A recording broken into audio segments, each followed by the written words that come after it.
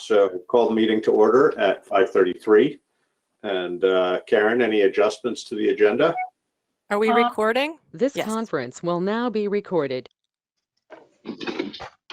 Yeah, and Austin's here from BCTV too. Yeah, there's one adjustment I want to add. So town meeting prep. If we can add it as item D under select board. Because I have Meg Mott coming in at 6 o'clock-ish. And John Johnson is going to update us on town meeting. So we have an item D. You want to put it in as D and bump community service to C to E? Oh, that's the executive session anyway, so. Yes, yep, Oh, which thing? Yeah, okay. So we'll just add it between C and D there and see where we right. get. Okay, sounds Yeah, good. where are we at? Okay. So we don't have minutes from the last meeting for this meeting, which is okay. So that, let's see, is there, we don't have a meeting agenda item, but any comment from the public? There's not a lot of public here, Mr. Fairman, and I see Robin Ekstrom is also waiting here. And then Town of Putney just showed up, so that would be Jonathan, presumably. All right, so we'll go on to select board items. So general fund preliminary budget discussion, draft 3.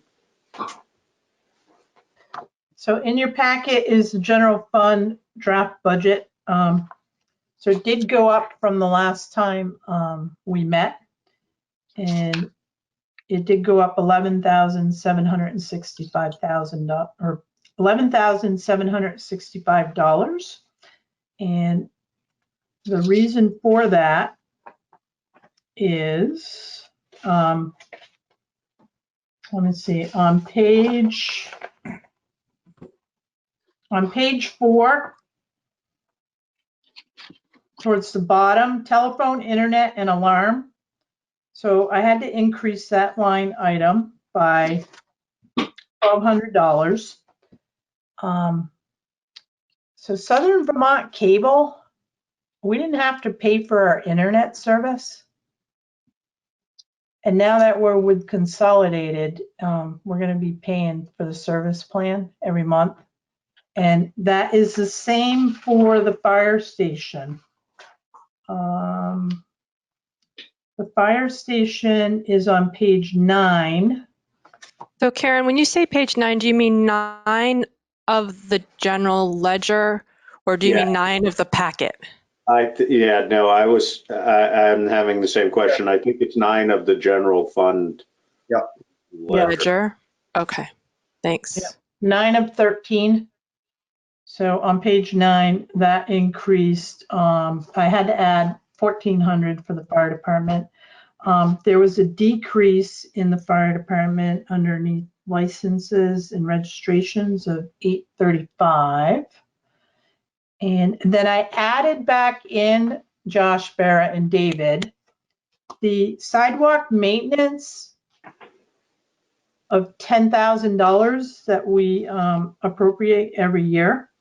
And that is on page 12 of 13, because I didn't have it in there because we were still floating around the idea about taking the phase 2 and phase 3 sidewalk funds and, you know, repurposing those together. And we didn't come to a conclusion, so I put it back in there to keep things simplified. Yeah, I think, you know, we should really, as we should really consider those two things differently. I mean, you know, the sidewalk repair fund was set up as a designated reserve fund for that. And the funds that were raised for sidewalk construction were different. So Right. I think building the sidewalk repair fund, and it may, you know, if we get to a point where we have sufficient funds in there and there's a sidewalk project coming on, we might consider putting that towards some of the match for a sidewalk project, but otherwise, I think keeping them separated out is a good idea. I want to comment too, Josh, that we don't have a sidewalk maintenance policy, so we should put one into play. And I would also recommend that the board think about a number for that particular reserve fund. So it might be $100,000. As a goal, you're saying? Yes. You should have some target number to reach, and then if you want to continue putting it in there, you can. Yeah. But as far as maintenance, I mean, I don't think you would use this money to build a new sidewalk. No, that certainly wasn't the original intent. I think that if we built it up, you know, I think what you're saying of having a goal and achieving it is a good idea. I was also thinking, you know, if we just kept putting 10,000 a year in, and then we got to a point where we had, I mean, what do we have in there now? 40-ish, or it'll be 40,000, yes. Yeah. So, but then, yeah, I think having a goal and getting to that, and then changing our thinking, or whoever is sitting here at that time thinks about how they want to go from there is fine. Don't talk like that, Josh. 6 years from now, Karen. But, you know, also, I mean, we had the bid from Paul for that total fix on the stone wall. You know, I mean, it's pretty clear that sidewalk related repairs can add up pretty quickly. So, I mean, he did it for us for a lesser fee, but that was a lesser job also. Right, so, right. Well, if you recall, in front of, excuse me, Neil Madow's property on Kimball Hill, right. That little section was about $2,000, Yeah. $2,600, somewhere in there. Yeah. So, I mean, that's a reasonable. And that's still not done, right? That is correct, because Neil's And still. what did we decide? I think we decided with Neil that we would split it with him. Is that how we decided to proceed? Yeah, it was, I don't remember if it was half or. I think that's what we arrived at, but I might be wrong. I don't know. I know we agreed, we settled, we negotiated a price with him and it was fair. So I have it in the office. You know, the other thing that I feel could come out of there if we wanted it to would be the repair of the town hall steps. I mean, that can come out of town hall also, but you know, technically that is Sidewalk. Sidewalk. Right. Yeah. So if, you know, hey, if we're reserving money for it, we might as well use it for what it's reserved for. So. Right. Right. So that's what I've done with the general fund. Couple questions for the board. If I can find my notes. So sorry, Karen, just a clarifying question. So the money, the phase 2, phase 3 money remains where it is this year, or are we going to have, I can't remember whether we talked about it. Is that going on an article? There is an article, yes. We can talk sorry, about that when we get there. But isn't it that we have to, if an article passes, it doesn't take effect until the following fiscal year? Correct. Correct. So this year it would be where it is anyway, right? I mean, would stay where it is for this. Until budget. June 1st, yeah. Yes. Okay. Yeah. So in your packet, there was a request from BCTV for an increase of $400 in their line item. Yeah. Not sure how the board is feeling about that. And they do get funding from other towns as well. And it's based on population. So right now it's 85 cents per resident and it would go up to $1. So did you say that we're doing our own recording now? Is that what I remember you saying? Let me see. So Austin Rice is in our meeting tonight. Okay. So we have not had BCTV at an actual meeting until it was 2 weeks ago. That was the first time we've seen them since March. I know they're either short-staffed, or there's other town meetings on the same night we have meetings. So we have been recording our meetings, and then I send it off to Austin, and then he does the editing. Yeah, And- he's been present pretty regularly in our meetings, hasn't he? He's Yes, here. Maybe we could ask him. Oh, Austin, do you want to comment on, well, they're not supposed, I don't think they're supposed to Oh. be as Oh. different. That's my. I can speak for a second. Sorry, go ahead. What's Can you hear that? me? Yes, I try to attend as many as I can, and I record on my end, but I use Karen's recordings usually because they're higher quality. Okay, that makes sense. But so the point being that BCTV is still presenting our information. I mean, we get that reminder every week that it has been made available. I mean, I personally think that BCTV has been a big asset to public meetings, countywide, and that $400 does not seem like a huge, $1 per person seems like a pretty good value to me. So I would definitely be in favor of it. But yeah, go ahead, Barry. I use the BCTV videos all the time to catch up and try to understand what has happened in the past. So I find them really valuable, and also to check in sometimes on other towns and what they're dealing with. But the point, I think I want to just clarify or get some more information about the point that Karen's saying is that, and I don't think the amount that's being asked is a lot. I think I would be willing, I would say that that's good, but I guess I'm wondering about that the targeted amount was based on a certain service that isn't now necessarily being provided because we've shifted into a different mode. So I still think it's valuable and would like to have it available, and I don't think it's a lot of money, but I understand if some other people feel like, well, we're actually not getting what we were paying for to begin with. Yeah, So because of COVID, so obviously we can't meet in person. And if they're not in our meetings recording, then I'm recording. And it's become natural now for me to actually just record it anyway. And they will support us at town meeting or a public informational meeting.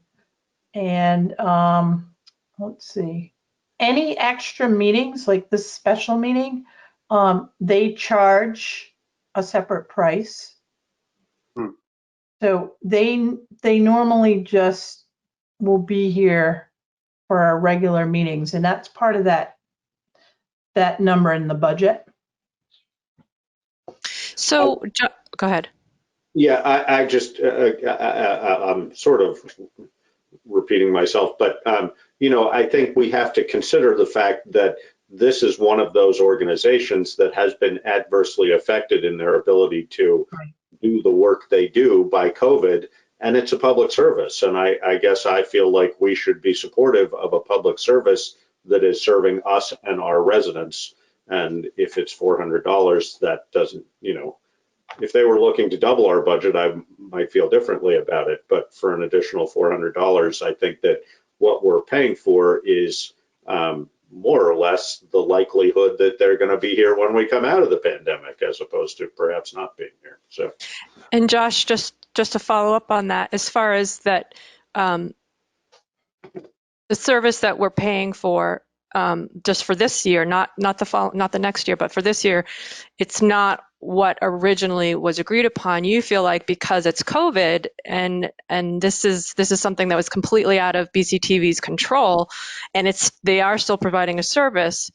I mean, I guess this is how I feel, and I'm wondering if you feel this way too, that I feel like it's not a lot of money for what we're getting, and so I personally feel like it's a good thing for us to keep doing.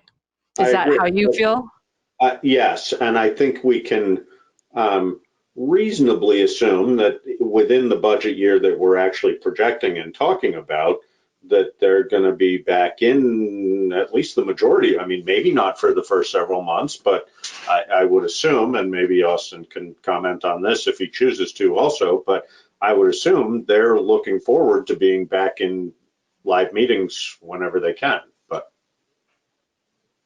Yes, we are. And as towns transition into hybrid meetings like we did for that one special one a few weeks ago, that's something that we're doing. So we are prepared to transition back into in-person meetings. I suppose the question for us will be, are we ready to transition back? I mean, we could in theory keep doing this indefinitely unless the legislature for some reason tells us we can't. But, I guess my own personal feeling is I would like to see us sort of from here on out, because we've learned how to do it effectively, have a digital platform for people to attend, even if it's in-person meetings for us. I mean, I prefer, an in-person meeting, I think, is a preferable way to have a meeting, but there's no reason we can't have a laptop sitting on a desk, and if people want to ask questions, Right. that makes it a whole lot more accessible, and I think that's valuable. So I do too. that's a discussion we can have when that becomes an option, but that would be my instinct. So, David, I just wanted to ask you a question too, because I know what we're doing is we're really trying to trim the budget, right? We're trying to really figure out all the different small places that we can do that. And so I don't know if you personally have a different view about whether to increase this amount in our budget or not. Do you have a thought? Well, I'm always a cheap Yankee, but I'm also aware of when you get a value. And the truth is, I don't really know how to assess this one. I don't watch BCTV. I do everything on paper. When I need something, I go to the file, pull out the week, and I reread it. So I do it a different way. So I don't need it that much. But I think the digital platform has increased our participation, which I think is really good. I think a key to this community functioning well going forward is to have as much citizen participation as possible, so we get a broadest view and input from as many people. So I think having this service is a very good thing. Karen has to do the recordings. She knows the financials better than me. What do you think, Karen? What's your opinion? I know you're not on the board, but I want to know what you think. So the $400 is minimal. I don't think it's not gonna break the bank. And moving forward, and it's not just, I like the hybrid meetings because it will bring more people to our meetings, and it gives us flexibility with that too.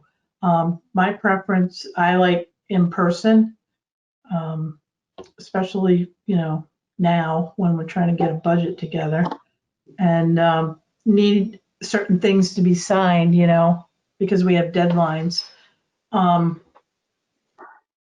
So when BCTV came to us, was it a year ago, 2 years ago, maybe? They did mention too that, costs would increase, and now that people are switching to live streaming, for TV, it's been really difficult. So I don't know the extent of the impact from COVID and the cable that it's really truly had on BCTV, but I mean, it is a good service.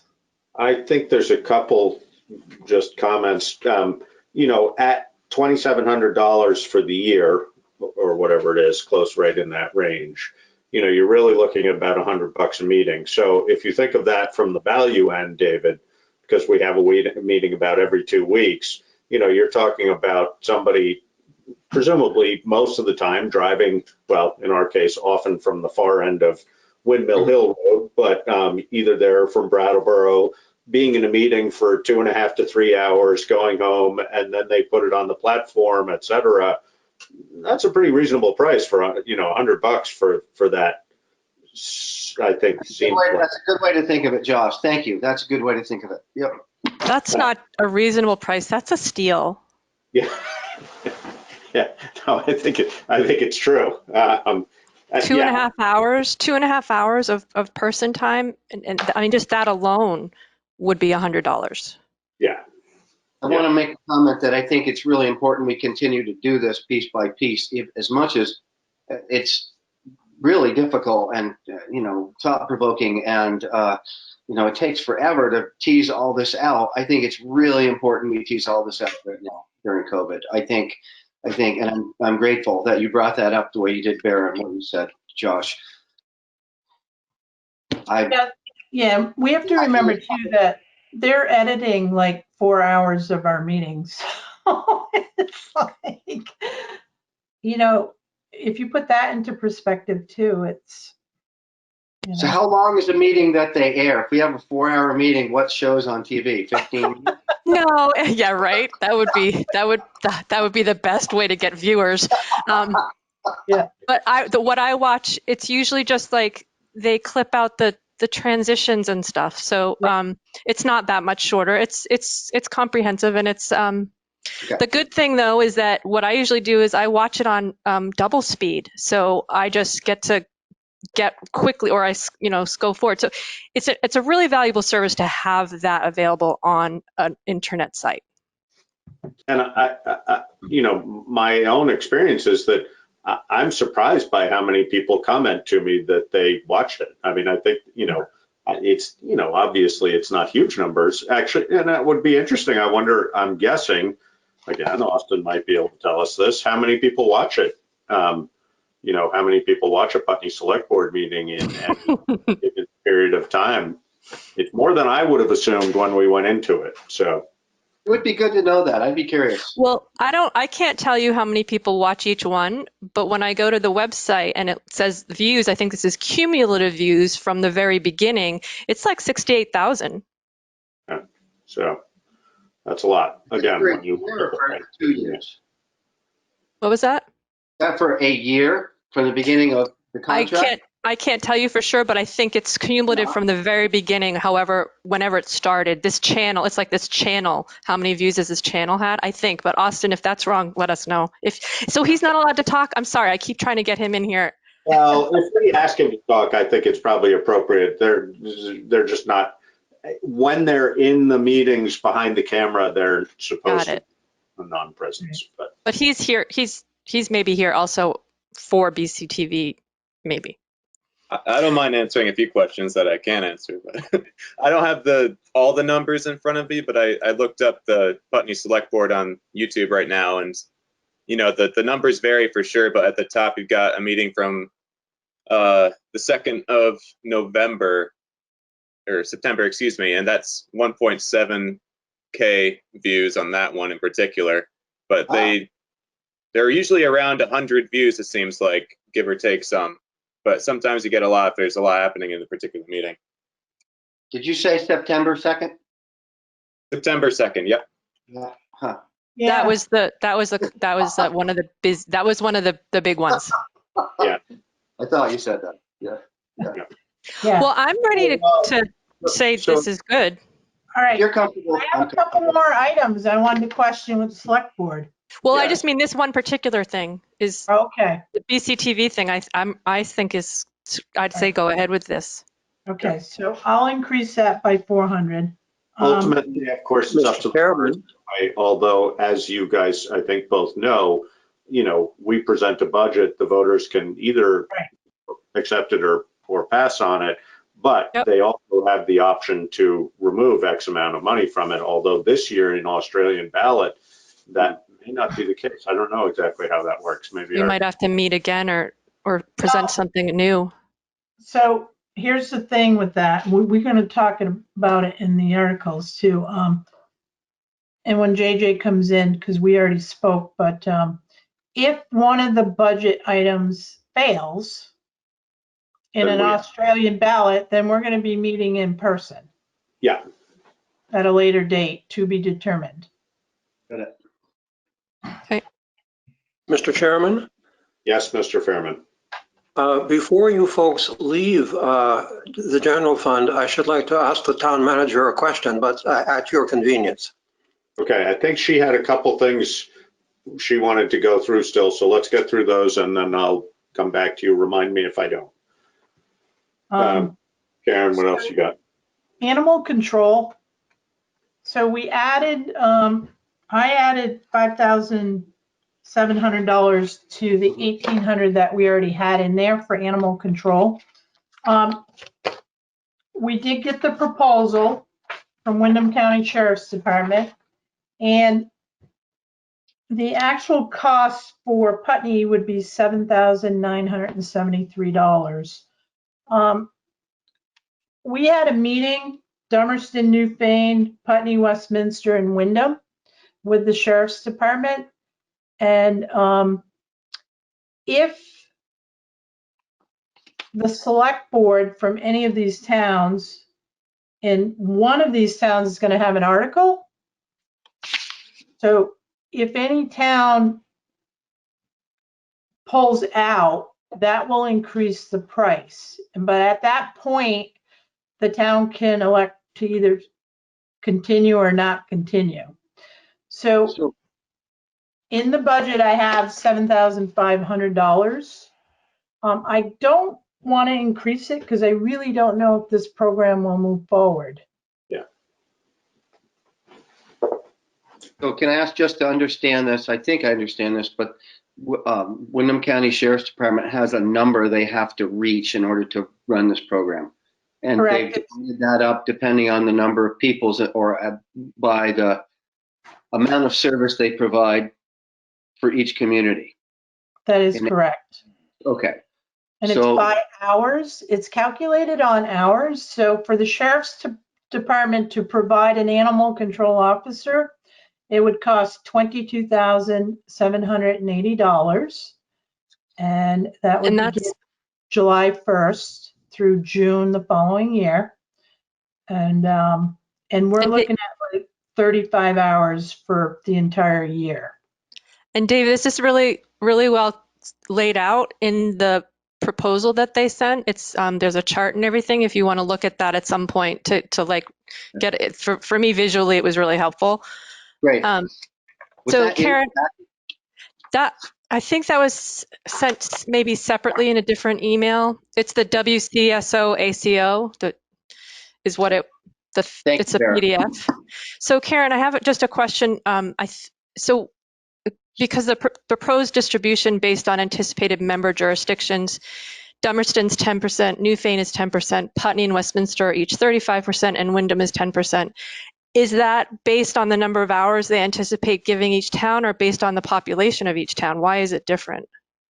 Well, geographically, it's different too. Because we all had a conversation in a meeting, and both Putney and Westminster, we tend to have more issues with animals. So it's more just an estimate based on what we expect. It's not based on population or number of hours necessarily. No. Okay. No. Okay. The only concern I have about, I mean, I think I'm fine leaving. The decision is to put this in the budget. I'm fine to say yes. The decision to actually sign on is a different question, and I think I would like to talk about that more at some point, because what we've talked about is that they aren't necessarily going to provide the service that we need the most, which is when dogs are barking. And so I just want to have a conversation around, okay, if they're not going to do that, then what are we going to do about that piece? And just to clarify, Bara, the $7,500 is in the general fund budget. Yes. Fiscal year 22. Yes. Okay. So it doesn't, if we don't spend it, it'll end up just as surplus, or we can allocate it for something else because it's not a designated line item. I mean, it is a designated line item, but it's not a reserve fund of any sort. So, and if the program actually goes off, we're $400 short budgeted of it. Yeah. Right. So, again, if we break that down and I don't want to get too stuck in the weeds, but if we break that down, you know, that's roughly $50 an hour, somewhere in that range if we're getting 35 hours, right? Well, it's not, I didn't see 35 hours, it's 35%. 35%, Josh. So, Oh, I thought you said it ended up being a total of 35 hours for the, sorry, yeah, I miscommunicated. So let Okay. me correct that, 35%, and it's personnel for average of 10 hours per week. sorry, I was doing my math all wrong anyway. I don't know how I got that. I had it backwards in my head, but, You're okay. So 10 Yeah. hours per week. so I guess one question would be, I mean, I think of this a little bit like if we can be supportive, it might be a pilot project, but I guess my hope in that would then be that other towns might also sign on and it might get less expensive over time. I mean, I'm not sure what maybe they are successful at having an animal control officer and so they don't have to worry about it, but Right. you know, it seems like we're all sort of in the same boat on this, but maybe not. So anyway. I know Rockingham was thinking about it too, and they're much bigger. Of course, yeah. So their portion would be higher, which would reduce other towns.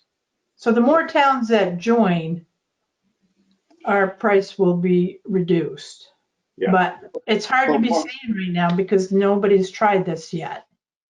Because the other side is also true. If towns withdraw, Right. our price could increase. So, I mean, I Right. suppose, but I think you said this, Karen, if our price increases and we decide it's not worth it, we can also just decide not to do it. That's correct. And if they add other towns, though, their budget is probably going to go up, so it might not decrease as much as we think if they have to cover more territory. So all of this is projection. Right. Yeah, Right. no, I think to your point though, Barra, about barking dogs, I mean, if we're allocated 10 hours a week, unless they're spending that on stuff that that's No, demanding time, it says in their proposal they won't do that because they're not responding to town-specific ordinances. They're only responding to all the ordinances that are the same across the towns. Yeah. That's what I understand. Right. And they are going to do a generic animal control ordinance. And Bera is right. They're not going to respond to barking dogs. And that's one of our major problems. And even if that's they have excess time on their hands, they're just not going to do it. Okay, sorry. Well, also we talked about like they would need to get a recording or they would, you know, they can't necessarily be there to say, okay, it's 10 minutes that this dog has been barking. right. So I don't know, do Josh and David, do you feel like it's a good idea for us to just say, well, this is going to be in the budget and then we can actually talk more in detail about if we sign on to this and if we do what we do with the other piece of the dog barking at some later date, we can talk about that? Mhm. When do we need to sign on by? When do they need to know by before they're going to do this? It says begins July 21. So I don't know when we'd need to sign on. Karen, did you notice in there where? Well, I think, you know, we would see, at least if we get through town meeting time or delayed town meeting time, we would see whether other towns, I mean, I'm assuming they're not having this as a separate item on their Australian ballot. So if budgets don't pass, and this seems to be part of the reason why, then that would give us a pretty strong indicator. But again, meetings aren't in person. It would be hard to know that stuff. But Karen, you said that at least one town was going to warn an article about this, right? Yeah, and that town. They are voting on that specific thing. Right, and that town works on a calendar year, which is really bizarre. Just like, so I don't know what's going to happen with the program. I think we have time. If towns do not elect to do it, our costs will increase, and at that point we can decide. And you know, the sheriff's department may decide for us. Right.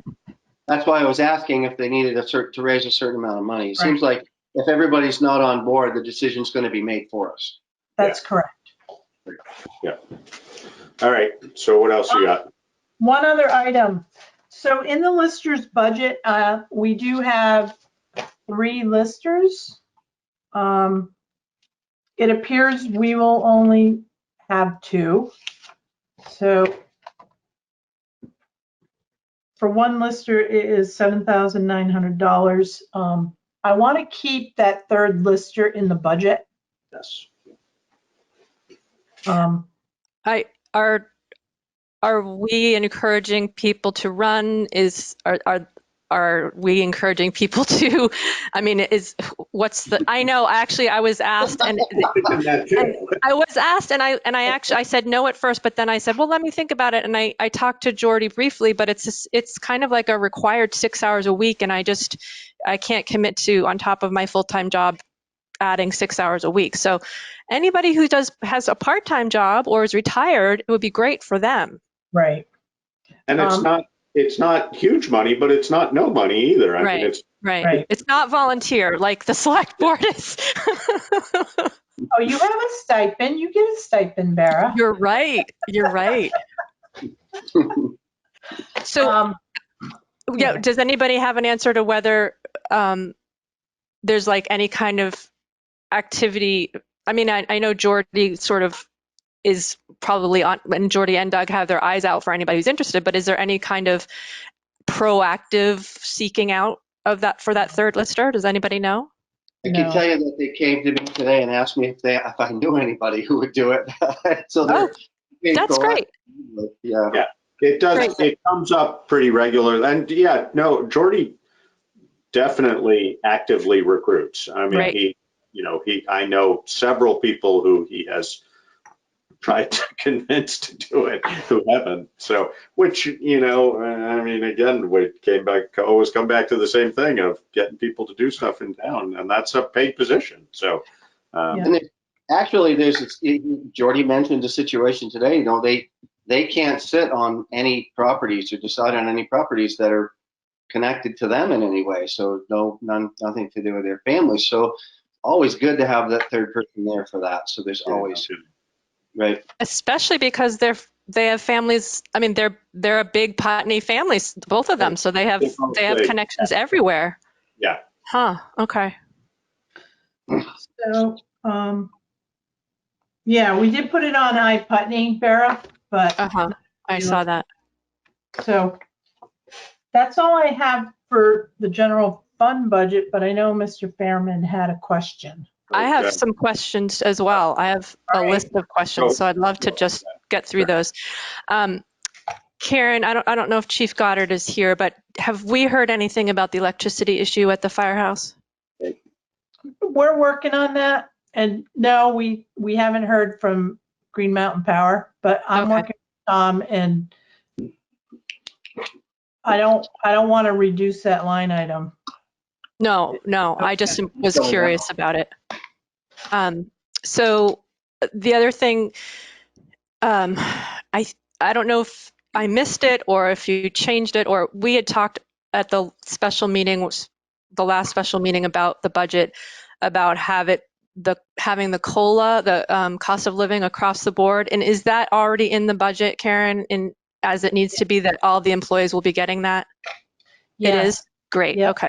Wanted to make sure. Including the listers. Okay, great. So we also talked about that we can't, this year, the budget can't be level funded, and we wondered about surplus to prevent increase in taxes. Yes. Do you remember that question? So yes. Is that something we need to decide today? So given that the budget has gone up, so it's gone up a total of $45,456.44 that has to be raised, okay? So that's the number. And then with the budget going up, when I do 12%, hold on a minute, I have it here somewhere. It's a little less than $43,000.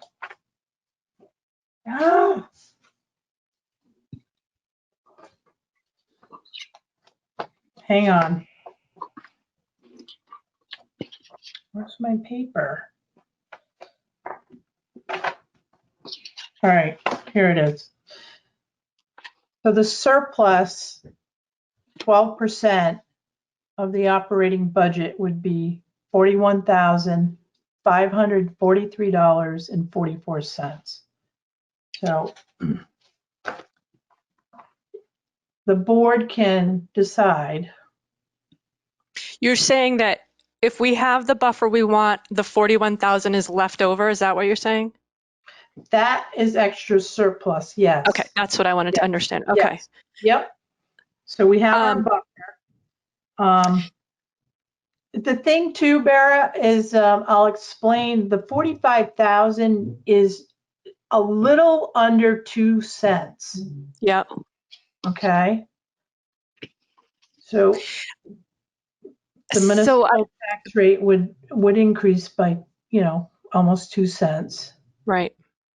So this is actually connected to another question I have. David, do you want to jump in? Can I just go right here because it fits in there? So you sent the budget notes at the end there. Right. And the change in the general fund and highway fund combined was 0.0144. Is that what you're saying? That's the just under 2? Where are you seeing that?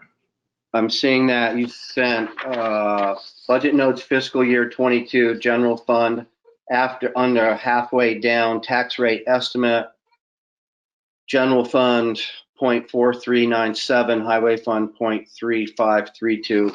Right. Yep. Combined 7929. But then it's comparing it from fiscal year 20, which was 7785. I'm wondering if that's a typo. Would it have been fiscal year 21, the year we're in? Or are we comparing it to 2 years ago? No, it should be 21, but that's just a minor. Now, But I'm saying that the percentage is the right percentage. That I'm comparing it to. No, because the fourth tax rate hasn't been estimated yet. Okay. So we're going to have to add the fourth tax rate, which is the exemptions for our veterans. So that would change that rate. That would go up some from 0.0144. Right. Okay. Yep. All right. So And I won't have that number until the grand list is lodged. Gotcha. But this is just to try to put it in perspective for me. Right. Yep. Okay. Yep. But you're on the right track. So that's multiplied off against your grand list value, that percentage change. So for every $100,000 worth of property value, if it was 2%, the difference would be $20 per 100,000. Is that right? Am I figuring that? Right. Okay, good. I just want to make sure I got this. All right, thank you. That was for me and for anybody else listening. Hopefully that will, and of course, like Karen said, that doesn't figure in fourth tax rate. That's got nothing to do with education. This is just highway and general fund. Okay. Just municipal town tax. Yep. Okay. So not So,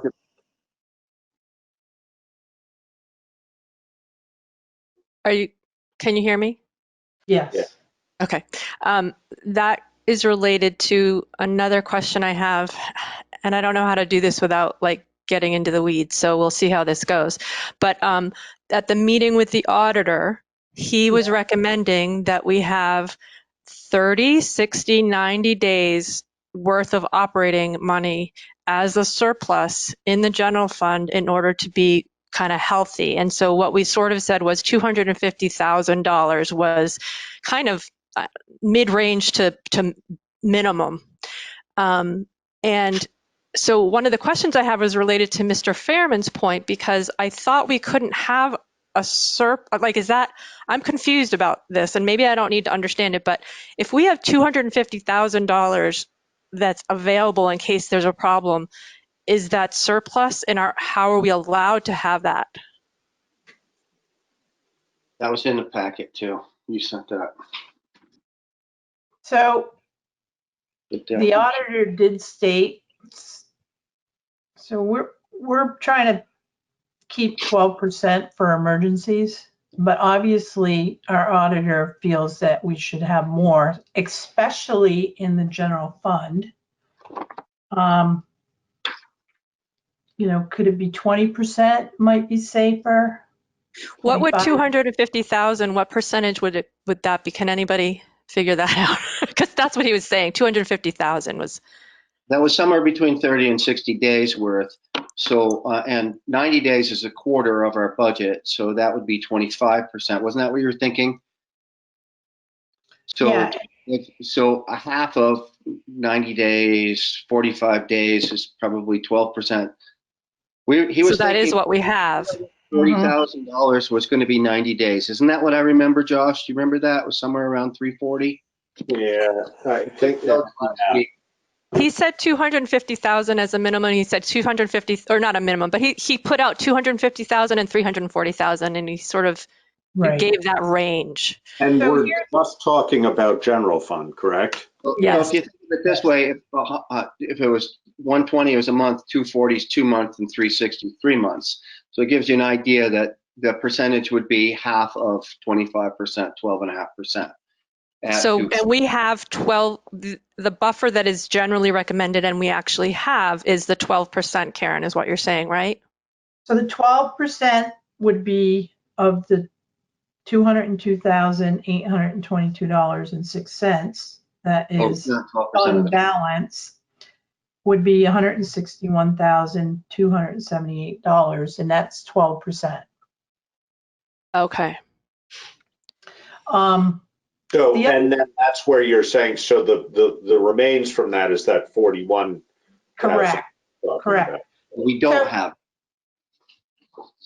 So what we need to do, Barra, I think, in order to not have that as surplus that's rolling over, although it can roll over, correct, Karen? Is put it in a reserve fund. Correct. So Alyssa and I talked today about taking like the first 3 months of the fiscal year, so July, August, and September, and looking at what we actually spent, and that will give us a clear indication. Although some, quarters might be heavier because of loan payments, but still, we haven't been able to do that yet. And my recommendation, because a meeting or 2 meetings ago, we were thinking maybe we take the surplus over 12% and, use it towards raising the taxes. To not raise the taxes, you mean? And yeah, not raise the taxes. But I think at this point, I would be inclined to either move it into a capital reserve fund, and then we have it. So use that $43,000 to start the fund. Correct. Got it. Well, the fund already exists in the general fund, David. So we already have a capital reserve in the general fund. Mm-hmm. And it would add to it. Right. And there's not much in that capital reserve. The thing I read said from the VLCT model reserve fund, and also from who's the woman you wrote to? I got her note here somewhere.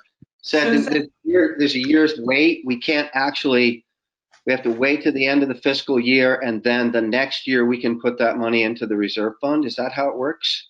After the town voted on it? Yeah. So you could do it in July 1st, but that email I sent it to the entire board. Yeah. So that changes a lot of thinking. Exactly. Especially for the highway department. I didn't get a chance to read it fully because it came so close toward the meeting. So I think that's fine. I just want to step back for a minute to clarify why I brought up these two things, because I feel like there's two things that are somewhat pulling in different directions. There's me wanting to maybe use the surplus, the extra surplus, to offset so that we don't have to raise taxes. But on the other hand, there's what the auditor suggested, that we actually should increase what we have in the surplus. Right. So that's why, just not even talking about specific numbers, just those two pulls are what I wanted to bring up. And like, my automatic reaction is let's use the surplus to take half of what we would raise. Like, let's just half Right. what we would have to raise. And that's sort of my fairness thing of like, how can we address both polls? Right. I'd like to make a comment about that. I was thinking pretty much exactly like you, Vera, and that's why I wanted to get some kind of real numbers on what it would mean for a change for people. You know, what would it cost for every $100,000, you know, out of your pocket? $20. Which is more valuable? Not raising taxes, very, very important. It's always important to me. Setting up a reserve fund so that we're fiscally more healthy, very important to me. Which is more important right now? You know, how do we figure that out? You know, thinking about it, Josh said something, you posed a question to the auditor. How long will this take? 3 to 5 years, 5 to 7 years? This isn't something we're going to solve tonight. No. But thinking about it's a really good thing. And I'd like to hear both what Josh thinks and what Karen thinks too on this. I think I would be inclined to absorb the tax increase at that rate because it's not that much money to start the ball rolling with by adding to the reserve fund, which is different than what I would have thought a couple of weeks ago. So a couple of weeks ago, I was thinking that we would just keep the burden as low as possible, but it doesn't seem like that much of a change. Sorry, didn't mean to interrupt. That's fine. Yeah, I mean, if you look at the two numbers, they're pretty close to each other. You know, how much it costs if we raise it 2% is $45,000, and we're talking about $41,000 that we'll have in surplus. So I think Bara's idea of splitting it, you know, so our taxes go up 1 cent, and we put an extra 20 grand into the reserve fund. So. Sorry, Karen, remind me what you said. The only way I can bring this up is on my phone, and it's really hard to do because I can't have it on this screen at the same time. So you said that current reserve that we have, or current surplus that we have, was 220 something? 202. 202. 202. So and 12% would be 161. Sorry, I thought I heard you say 181, but it's 161 is what I think. Correct. Okay, right. Okay, then my thinking is the same as yours. Okay.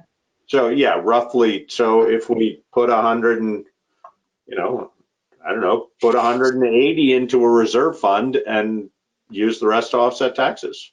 And David, I don't know if you feel comfortable with that, but the other thing the way I'm thinking about it is not just the cents or the money, but just a gesture to the Putney residents that I feel like we see what's happening with everyone. And this may not completely take away the tax increase, but we care, you know?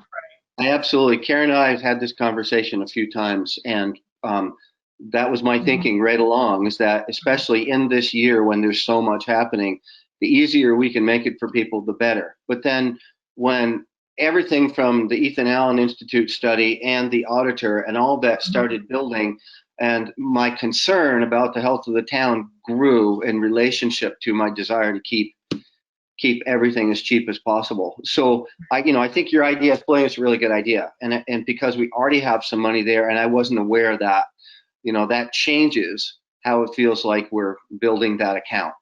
And then we can, in the future, talk about how we're going to build it more once we talk to Ron again, see what he has for ideas, bat it around ourselves, talk to other people, and figure out how we can program to build the reserves and not, raise taxes.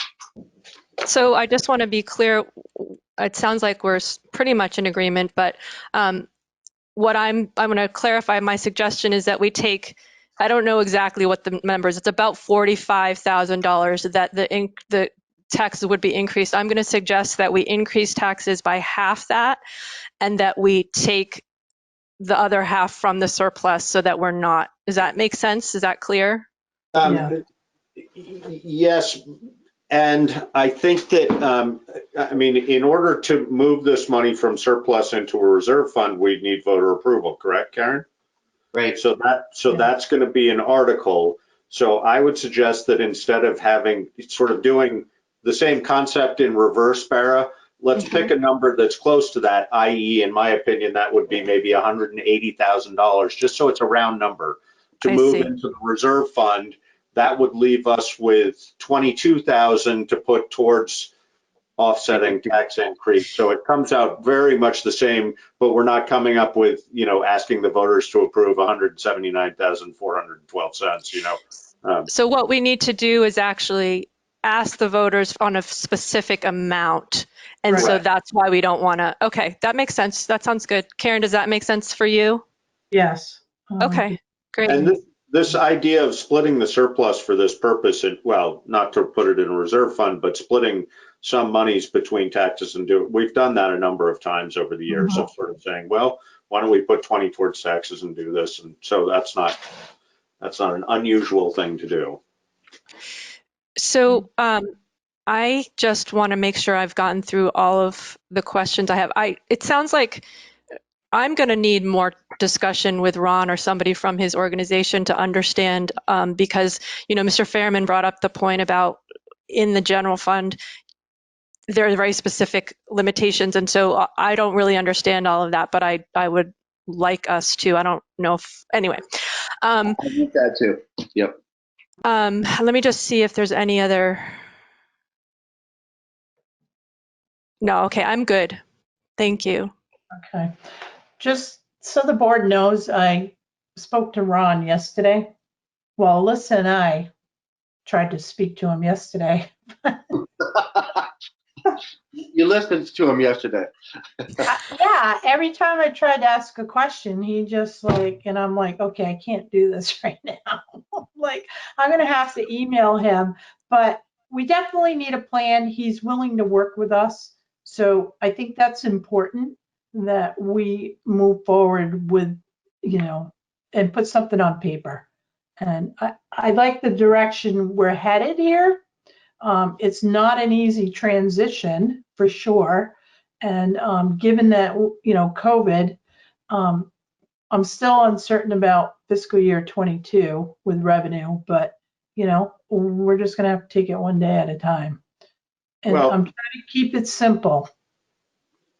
I think that we were in the luxurious position of having a significant surplus this year so that we were able to make that decision without it stinging too much for people.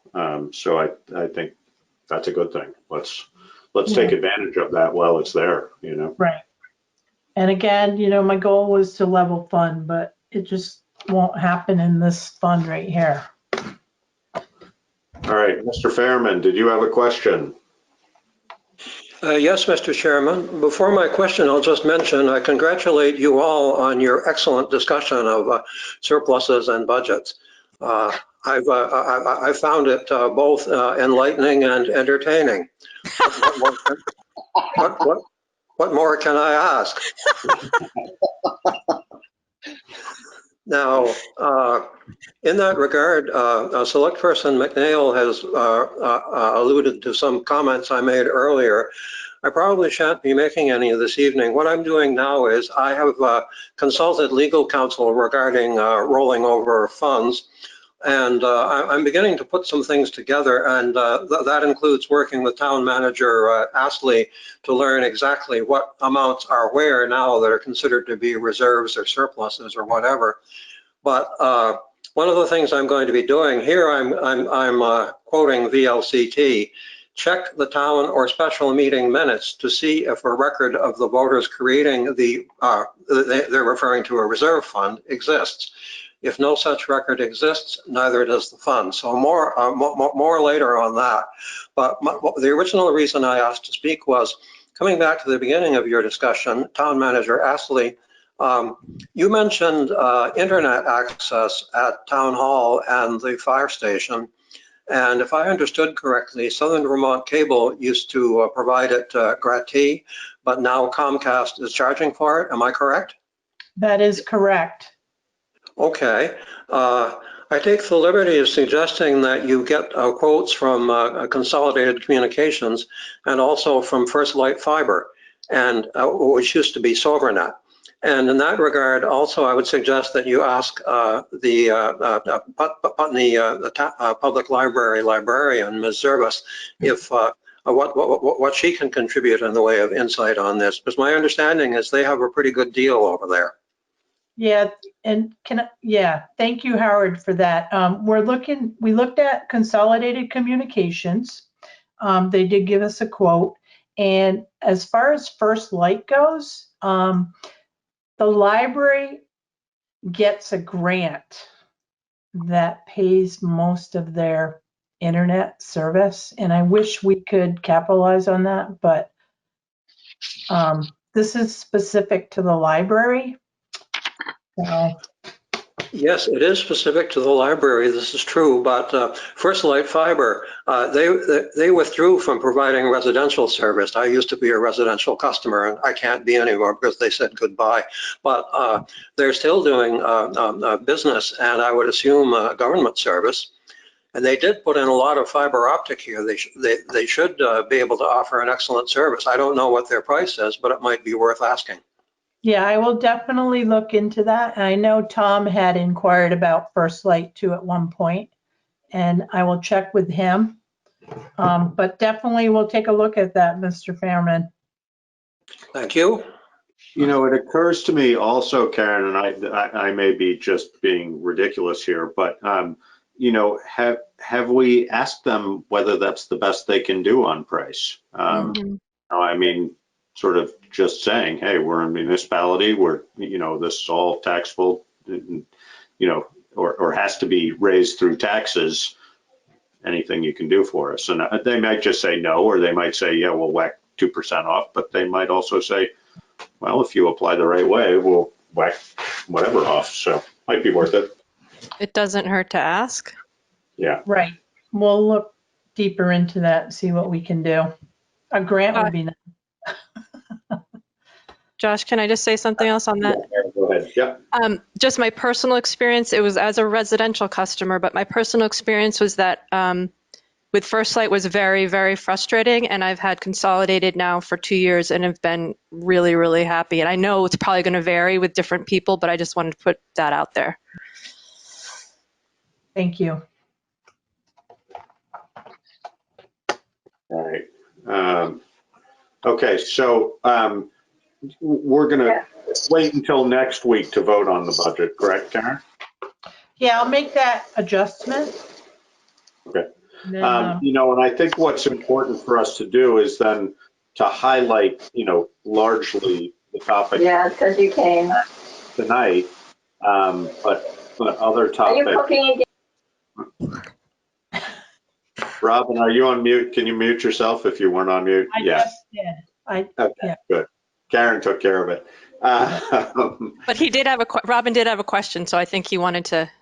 Oh, okay, hang on one sec, Robin. I lost my train of thought, but yeah. Anyway, Robin, you had a question.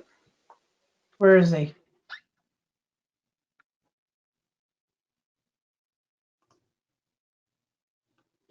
He's We left can the probably, yeah, we could. He'll He might come come back. back. He'll We'll come come back. back. Yeah. Yep. Josh, you were saying we're voting next week. Did you have another thought on that?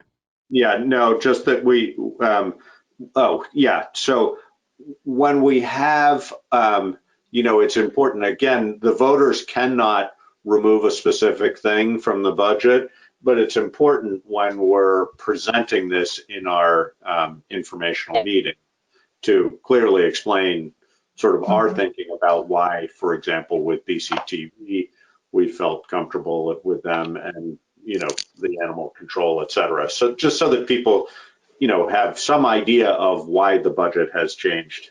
Of course, the reality is that only a fairly limited percentage will have really looked through the budget. So Right. and that's one of the downsides of Australian ballot is that it's just this big number sitting there in front of you. So Robin, go ahead. Thank you, Mr. Chairman. I also just had a brief comment. I would like to second Mr. Fairman's compliments to the board. I've been joining these of late, in part because they are such a balm and a salve, considering how contentious politics has seemed to become in this country.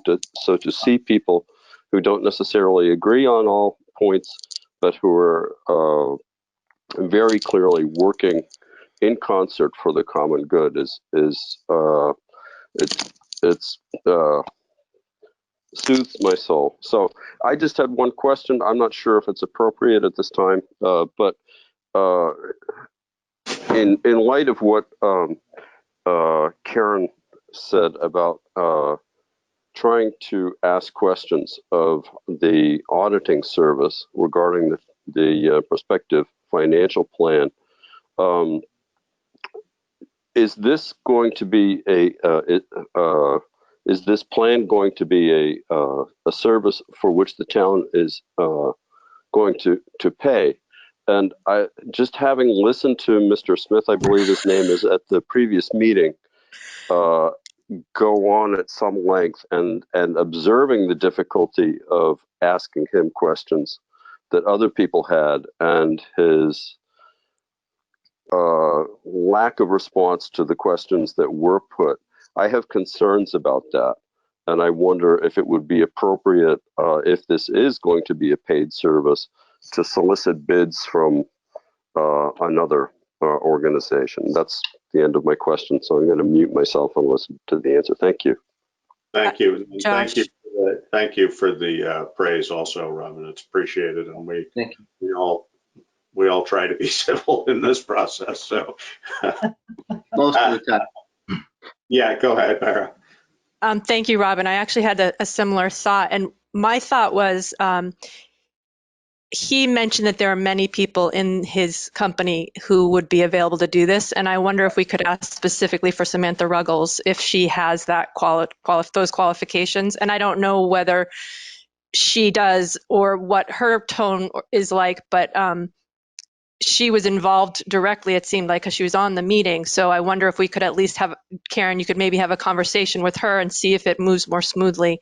I think the bid question is a great idea. It just means more time and more like processing of different things. And this company is actually very familiar with us already. So if we go with another company, we're going to be paying for them to review things. So Right. just a thought about Samantha Ruggles, or there was another woman's name that was in some of the paperwork, if maybe one of those people would be available. That's a thought. Alyssa and I had that conversation today, actually. Yeah. We might be able to get further with Samantha. So, and Alyssa has a good working relationship with her already. Great. We'll work every angle to get our answers so we can be prepared and set ourselves up so we can be, financially more stable. Mr. Chairman, Yes, Mr. Fairman. I would like to second what everyone else has said regarding the gentleman who was on the phone last week. As a former consultant, I certainly can affirm that a consultant who just talks to you, or basically lectures you, is a consultant in name only, because a consultant is paid to find out what you need and what you want, and then give you some expert advice. Now, in that regard, you have the alternatives of assuming that he is not the person in charge of the organization. You can ask the person in charge of the organization to assign someone else. Alternatively, if he is the person in charge, then really what you're facing is giving your business to someone else because he isn't doing the job. Yeah, no, I mean, I think it's his business. Is that correct, Karen? Yes, it is. Yeah. Yes. So he is the guy in charge, but I do think we could, I mean, I think in this moment we could check on Samantha, but we could also say, hey, do you have somebody else in the firm that this is their area of expertise? And maybe he'll say Samantha, but he might also say, oh, so-and-so. But no, I definitely agree with everybody's take on, I did not find that to be a pleasant experience. And I mean, he's got a lot of experience with municipalities, clearly, and there's certainly value in that. But if you can't have a meaningful back and forth, then there's not a whole lot of value in it. And he was also pretty casual about his, response to the gender-related question. And, I mean, I think we all are on the same page that good advice is great, but if it's too hard to get it, then that's probably Right. not. So, I'd like to Dave. make one comment, and that is that I hear and concur with all of it. I had a bunch of questions that night that were important to me. I don't feel like they were really answered. But I also felt like he was really knowledgeable. And I think that, in my experience, you got to give things time sometimes.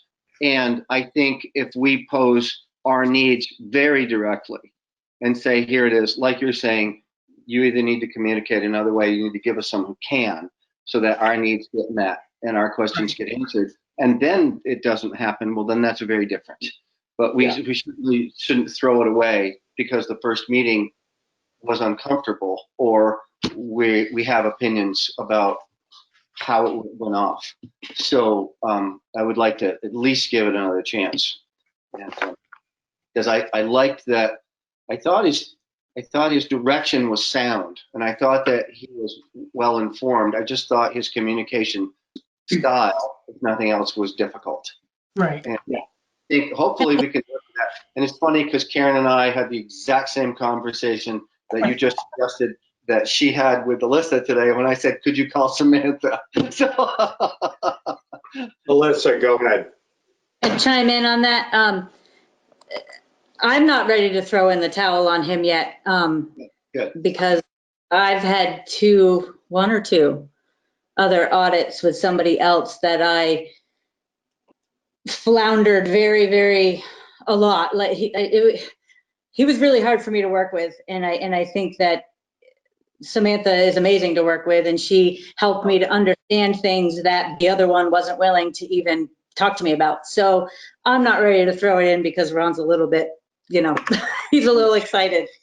But it sounds like you will be working with Samantha rather than directly with Ron mostly. Yep. So we're not throwing in the towel for that company. We're maybe slowly shifting to who we talk with, but we also probably may talk with Ron as well. Like it's not, we can talk with both. Yep. Well, and I think that finding the right person who works for his organization and that can be the intermediary, that makes sense. I mean, if we can take advantage of his depth of knowledge without to listen to the way it comes across, then that might be good for everybody. So no, and I wasn't saying we should get rid of him either. I just think it certainly sends a flag up pretty quickly when in a first meeting something like that feels like it did. But Alyssa, thank you. Yes, but he's new to us too. So year one. But there may be. I think he said that there's quite a few people in his firm. So I would imagine that there's leeway there with who we communicate with. All right. So we have some people waiting. Do we want to rearrange, Karen, so that we're not? Because yeah, we can. You probably know better than I do what the best way to do that. So would that be bringing Meg and or John up next? Yes. Okay. So, and the nature of that discussion is really to address the articles, to hear any new news, if there is any, about how we might be looking at this stuff, and then go on from there. So, and specifically town meeting, right? Right. So Jonathan and I spoke, and then we've had Meg in our conversations as well. And Jonathan gave you a schedule, I think it was the last meeting. And given the timeline, by next week, we'll have to have the articles signed, and we'll have to have the budgets approved. We'll have to get ready for town reports to go to the printer. By next week, meaning after our meeting next week. Correct. Right. Okay. So on Wednesday, 27th, we're going to have to finalize things so we can get them out the door. Jonathan and I spoke to right now, the way the town warning is written, it's for Australian ballot. Okay. And we know we're going to have a public informational meeting. And we spoke about perhaps and I'm going to throw this out at the board because you need to be there, possibly a Saturday. So just before you go very far, I was under the impression that we needed to have at least two. Is that not? No, we don't. Meaning because we don't want, like Meg brought up the point, we don't want to have an 8-hour meeting, right? Wouldn't we rather have, or maybe it was Jonathan, wouldn't we rather have two?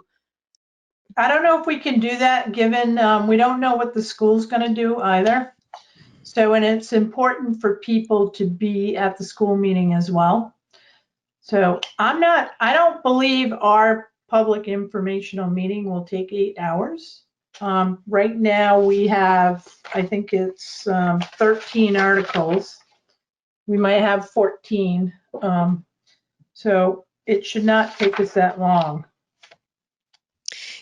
Is the meeting, the informational meeting, also supposed to be for people who have questions about the budget? Yes, we'll be talking about the warning. It's anything on the warning that needs to be voted on. So Jonathan, do you want to jump in? Sure. This week, House Resolution 48 was passed by the legislature and signed by Governor Scott. I discussed this as the pending legislation last week. So you have a couple additional options now. The select board may, but is not required to vote to move the town meeting. So if you decide we want to have a public meeting, but we want to do it at the end of May, where we might be able to do it outside, you now have that authority. The next thing that Act 48 did was allow, again, you may, but are not required, to mandate the clerk mail all active voters ballots, kind of like what we did in the November general election. Everybody got a ballot. That procedure has been authorized.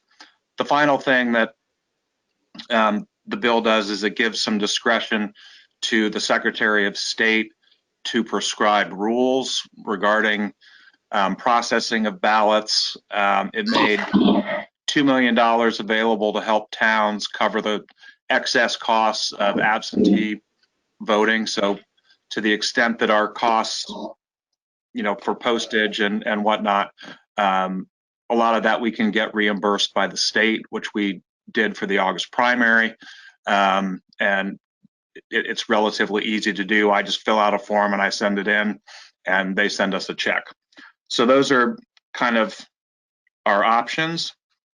At the beginning of the meeting, there was a little bit of discussion about listers.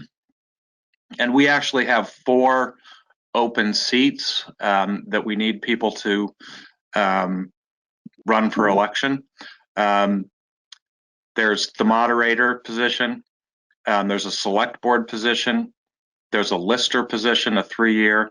And then Betsy McIsaac announced this morning that she's not going to run for re-election as a cemetery commissioner. It couldn't be easier to get on the ballot this year. Candidates are not required to obtain petition signatures. All that's needed is that you file a consent. We have a couple consents for different offices yet already. The consent is available online, or you could contact me at the office, 387-5862, extension 13, or clerk at putneyvt.org if you're interested in running for one of those positions. Or also if you want to know more about the positions. There was a posting on iPutney that has a pretty good description of what is involved in each one of those positions. The consents, if you're intending to run for election for one of those 4 offices, is this Monday, January 25th at 5 p.m. And I will keep the office open until 5 p.m. if you're interested in running for one of those positions. My recommendation, go ahead. No, go ahead. Well, my recommendations are that we hold the annual town meeting by Australian ballot with the informational meeting or meetings as scheduled. by the town manager in consultation with the select board, and that we not mail ballots to every active voter, but we use social media and other means to communicate to people that we would prefer that they vote absentee. The school district is sending a postcard to every active voter that's going to have some town meeting language on it as well, which is nice because it's kind of like the one that we got before the state office primary. You got that postcard that said, if you want an absentee ballot, here's how you get one. I was expecting to see a draft of that postcard this week, but if not this week, certainly by next week we'll have that. I can share that with you at next week's meeting. I'm interested in why you would think. I think it would be a very interesting exercise to send everybody a ballot just to see what we got in numbers. But that might be an expensive. Interesting way to see. I don't know. You certainly have the power to ask me to do that, and obviously, if you ask me, I'm going to comply. Active voters, there are approximately 1,500 active voters at 50 cents a mailing, but some, if not all of that money could be recovered from the Secretary of State's office. Right. So if that's what you're inclined to do, you just need to decide that and, let me know and we'll do that. And I'm interested, I know this is just your personal opinion, but I'm interested in why you wouldn't have recommended that, or that you don't recommend it. Traditionally, participation at town meeting and the Australian ballot on town meeting day has been about 300 people. Yeah. And to send ballots to 1,500 people when we're only going to get 300 back, maybe we would get more. I don't know. Well, that's what I'm wondering. Right. I had a talk with Jordy today and Doug, who just happened to be at the town hall, and we talked about this a little bit. And I think it is a very interesting experiment. Something that I've always been interested in and concerned about is voter participation. And I think that the higher that is, the better. This is a unique experience where we're going to kind of plays right into that experiment.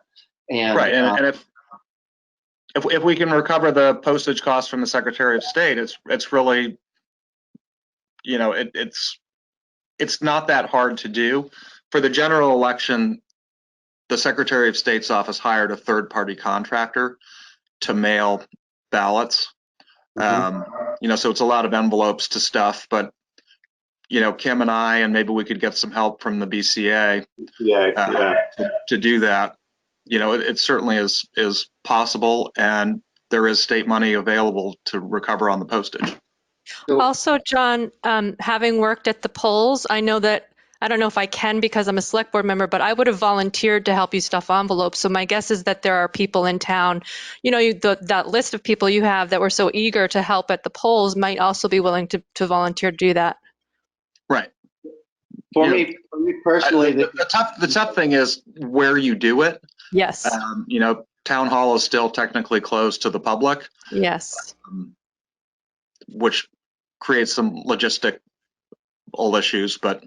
Well, I guess it would be for me, it would be a question of whether you felt you needed to actually observe as that was happening, because I can easily imagine, for example, with the V.S.A, somebody comes to the door, you hand them a box full of envelopes and a box full of the things that need to go in, and they come back an hour and a half later with it all stuffed. I don't know whether that's realistic or not. Well, there's certainly technological solutions to this. My biggest concern is just making sure every single one has to be done correctly. Right. And Kim and I take that very, very seriously. And we can print mailing labels from our election software, and So once we know that the packets are correct, getting them out and getting them back isn't that difficult. So just to help inform us on our decision-making process, if you, well, one, is there a statutory requirement for us making that decision as far as timeline is concerned? And if not, what's a practical consideration of timeline from your perspective? When would you need to know that that's what we were thinking we might want to do? Early voting has to start by February 10th. And so maybe you stew on this for a week or so and decide, maybe you decided it on the 27th or. Yeah. I think we should decide by the 27th. Like, there's no reason to not. So, Jonathan, if you feel like the 27th is enough, we'll just commit to doing that. Yeah, I mean, running the reports and generating the labels, it takes less than 5 minutes. We have all of the mailers. We have a postage meter. It's pretty easy to do. We just, I would get with Alyssa to make sure that we had enough money on the postage meter to cover the anticipated costs of the mailing. And then we just keep track of that. And sometime, after town meeting, the town would be reimbursed by the state for the postage costs. Yeah. The school is not mailing ballots to everyone. And their 2 articles are separate from ours. Is that correct? No. No. We had a meeting last week with the superintendent and the clerk of the school district and the various town clerks in the school district. Their ballot is going to be directors and the budget for the school. So those 2 articles that we approved last week show up as town articles, not as school district. Yeah. Question 1 is, should the town of Putney leave the Wyndham Southeast School District? And the second question is, should we let Brattleboro, Dummerston, and Guilford leave the school district if they choose to? So those are the 2 questions. It's a 2-part inquiry. Right. Westminster is going through this right now. Westminster had a vote a couple weeks ago to leave their unified school district. And now Athens and Grafton have to have a vote as to whether to allow Westminster to leave. So we're doing it in one vote, on one ballot with 2 different questions. Yeah. Mr. Chairman. Yes, Mr. Fairman. I'd like to either ask or perhaps make a clarification. H48 authorizes you, our Town of Putney Select Board, to postpone the date of town meeting to any later date in the year 2021, but it does not permit you to cancel town meeting, which is required by statute. Further, H48 and Vermont statutes say the date to which you postpone town meeting is the date on which in-person voting shall occur, and when mailed Australian ballots will also be counted. You do not have the option of replacing town meeting with some sort of informational meeting, and I've gotten the impression from your conversation that you may have that in mind, so I'm clarifying this. Okay. I'm not sure that's entirely accurate, Howard. Bill 162, which was passed previously, allowed the towns to hold town meeting by Australian ballot. As it happens, we are talking about H48 because 162 was for a different purpose. Well, I was under the impression from previous that we did have that as an option to just do Australian ballot and not hold an in-person town meeting. So thank you for that question of clarification. And if we don't know, then we better get some clarification from Yeah, I have the text right here.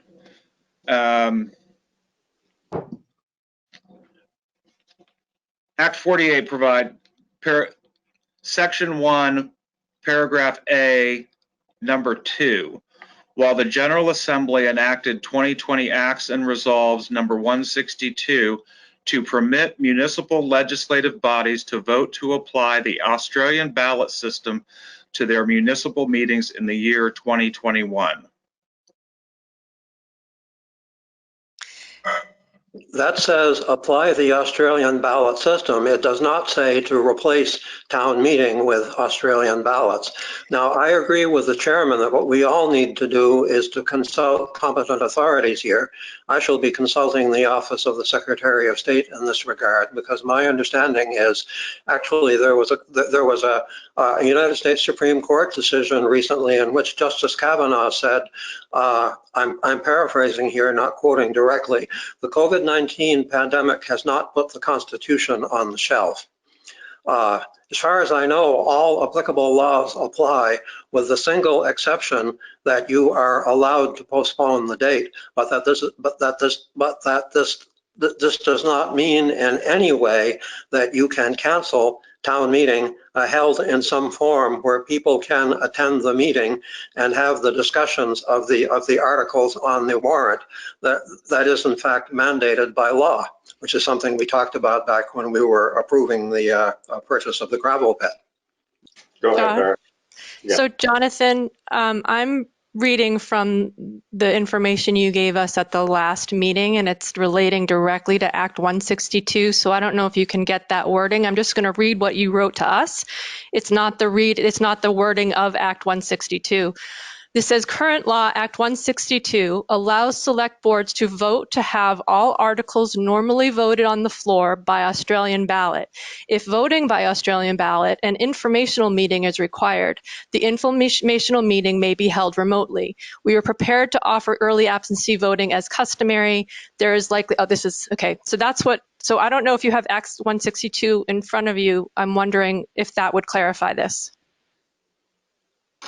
Yeah, my understanding, and I think Mr. Fairman and I disagree on this.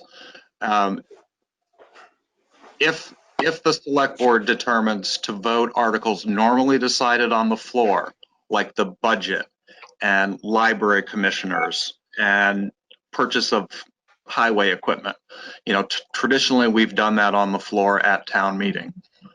I believe Act 162 for the year 2021 only allows all of those issues to be decided by Australian ballot. But so, Mr. Fairman, I want to make sure, because I think I understand the distinction here. I think what Mr. Fairman is saying is even if we vote all of these things on Australian ballot, that's not town meeting. Town meeting is when we all get together and we talk about things. So we might vote an Australian ballot, but it doesn't mean we can't have the meeting. Is that what you're saying, Mr. Fairman? Yes, I am Select Person McNeil. I will mention that, as always, I have the greatest respect for all of you here assembled, but I do note that none of us is an attorney, nor does any of us work for the Office of the Vermont Secretary of State Elections Division, which actually will give us a definitive answer on this. So I would suggest that we obtain such an answer. You may wish as well to speak with the town attorney, because clearly we have a difference of opinion, which is, democracy is dissent, but we also need it resolved because there's no doubt whatsoever that we have to do what the law says we have to do. And I'm so glad you bring this up, because I didn't even understand that there was that distinction. Like, I was really seeing it as what it said was if we have Australian ballot, that's it. But what I hear is the other issue is we may vote by Australian ballot, but that doesn't mean we don't have to actually congregate. So, and I was hoping we would make this decision tonight. So maybe we should figure that out. Yeah. Meg is trying to jump in. Go ahead. Thank you. Yeah, and I think that this year is obviously we're making it up a little bit as we go along, and don't disagree with Mr. Fairman because I think he has the 12th edition of Robert's Rules of Order. I'm still operating on the 11th edition. So I'm willing to be overrode on this, but I did have a long conversation yesterday with Susan Clark of Slow Democracy. And she is somebody who works informally with town moderators, has been a town moderator for a long time, and with Frank Bryant wrote one of the definitive books about Vermont and deliberative democracy. So the information that she gave me, and I'm also using my moderating a Vermont town meeting that Ed Chase provides for moderators and has for some time. The way it's happening so far that I can understand is that, with the exception of, I guess, Dummerston and Kirby, all towns in Vermont at this point, and I know everything's moving, so I don't want this to sound definitive, but at this point, the only two towns that have decided to postpone and have a deliberative town meeting are Dummerston and Kirby. All the other towns are going the Australian ballot route. And certainly that's always, for somebody who believes strongly in town meeting, a little nerve-wracking. I don't want this year to become the norm. That said, this is the piece that I was really trying to understand. What is the difference between the informational meeting and a town meeting? Now, and this information seems to be at odds with what Mr. Fairman is saying, but I was pointed to pages 97 to 99 in the 11th edition of Robert's Rules, which defines meetings as face-to-face, basically. And then in bold points, they say, if you're going to do an electronic meeting, you're going to have to need more rules, because this is the thing I have been scratching my head about. How can we, using Zoom, how can I as moderator figure out who's trying to speak, that there's equal access, that one person doesn't jump ahead of somebody else? How do I recognize somebody? And how do I also be able to keep the flow going? So at this point, unless we have very, very clear rules, these informational meetings, at least according to Susan Clark, are not town meetings. And that if I take on the role as a facilitator, I need to explain to everybody who shows up that what we're doing right now is having a facilitated conversation of a select board meeting or the school board. And that my role then is to help the voters ask you all questions, or whoever has petitioned the article. So it's much more of as we did with the gravel pit, an informational meeting, which is going to be a different kind of thing than, and now this is something Howard and I have been emailing about this, because I very much respect his insights on these, the details of parliamentary procedure. But I feel obligated, if I am to facilitate these meetings, to make it clear to the voters, we are not engaging in a town meeting right now. We are not actually a deliberative body in the sense that there's that back and forth. Can we hear somebody in favor? Can we hear somebody against? And I can't make that happen on Zoom.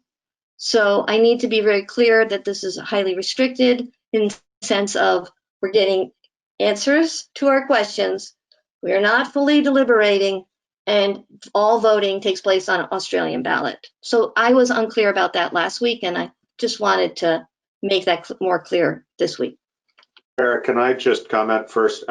I agree with everything you said, Meg. I mean, it clearly would not be town meeting and would have to be handled differently. I think it's been made pretty clear that I believe Brattleboro is the only town in the state that has been, that they've been told that they can do this via Zoom, to actually have a town meeting via Zoom, but it's a representative meeting, so it's very different.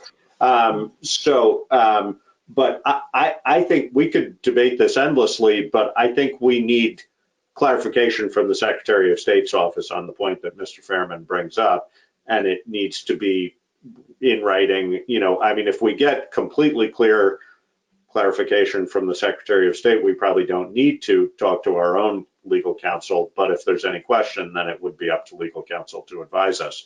But so I think, Jonathan, can we ask you to get clarification on this, and Yes.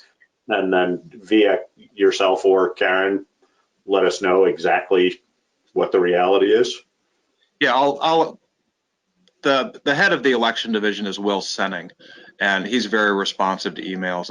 I'll send him an email before I go home tonight seeking clarification on the question of if a select board votes to have all town meeting questions decided by Australian ballot, do you still need to have a town meeting? Right. And the other thing that comes up for me about that is the timing of the because from what I think Mr. Fairman said, or maybe it was what you said, John, that if we have an in-person town meeting, then at that time is when we would also have the Australian ballot decided. Correct. So I think we need clarity. We traditionally have decided questions like candidates for office have been decided by Australian ballot, and things like the budget have been decided by the floor vote. Yeah. Although we have historically occasionally had other things on our Australian ballot as well, if they're big ticket items. The fire truck is Fire the truck, gravel example. And buying the gravel pit again. Yeah. Perfect. We've done that before. So we need clarification. So once we have that. Yeah, hang on one sec. Barrett, go ahead. Just Jonathan, what I would ask you to also specify in your question is, because what I heard you say last time was that town meeting, it's not possible to have town meeting virtually.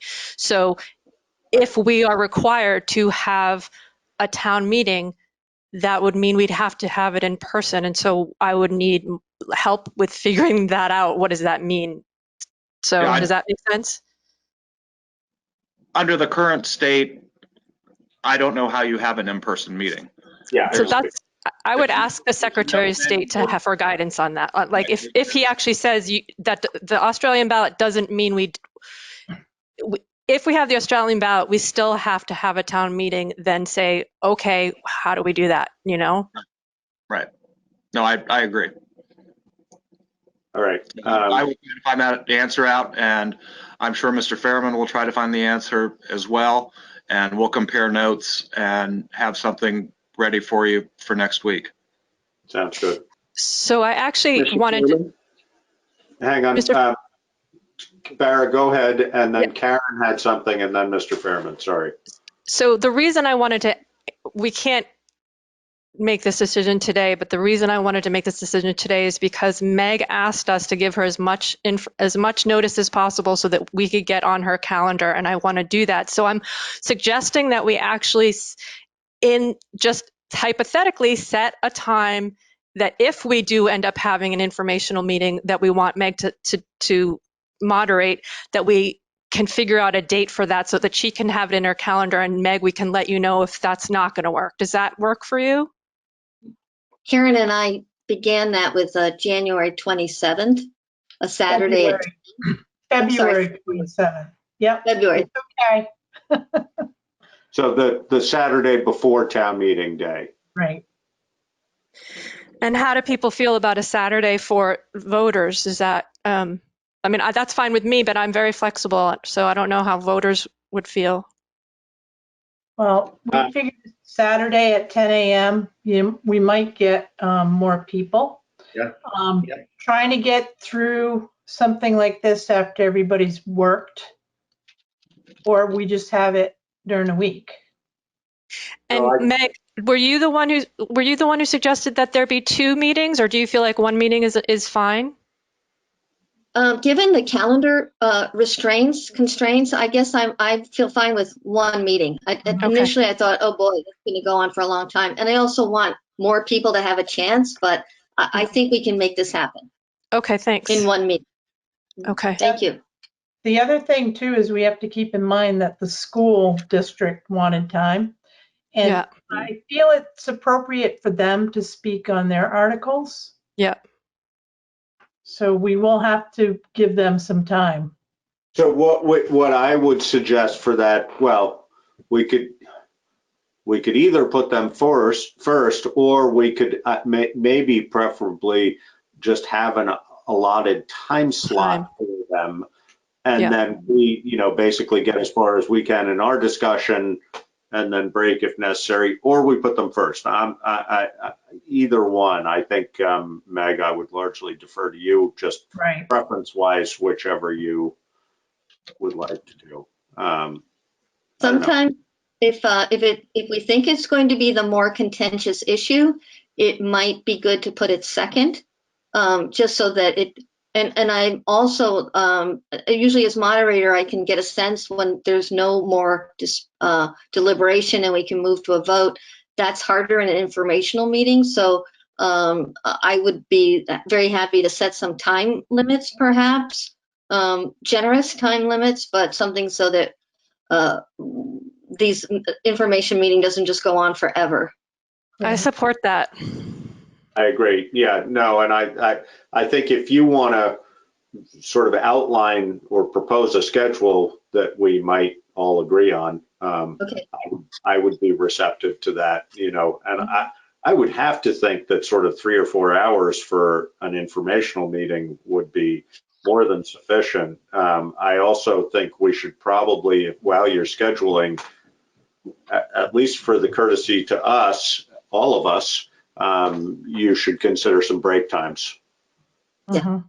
Do an hour and a half and then a 15-minute break, another hour and a half, 15 minutes, something along those lines.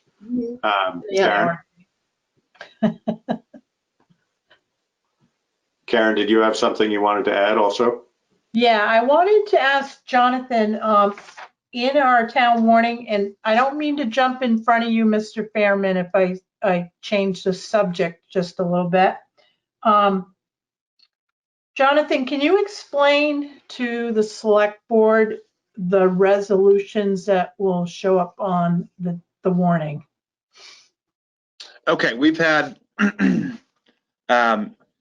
we've had 2 citizen petitions requesting questions be placed before town meeting. The first one deals with Medicare for all, and the second one deals with climate change. Both of those petitions had sufficient signatures to be placed on the ballot. Ultimately, it's up to the select board to approve the ballot, to approve the warning. And Karen, I'm not sure what else you need me to talk about. So you and I discussed that it is up to the select board to whether or not have them on the warning or not. Okay. Yep. There's a Vermont Supreme Court case, which I haven't read, but I've read a description of. The select board is only required to put items in the warning if it pertains to town business. And the Vermont Supreme Court case dealt with a citizen petition that requested a town to contact the legislature and governor that they favored parental notification when a teen tried to obtain an abortion. The select board in that town declined to put that on the ballot, and it was litigated. And the Supreme Court said parental notification in cases of teen abortion is not town business. You do not have to put that in the warning. Both of these issues, the healthcare one and the climate change one, arguably could be put in that category. The town of Putney is not going to enact Medicare for all. That's beyond your authority. The town of Putney is not going to end climate change. That's beyond your authority.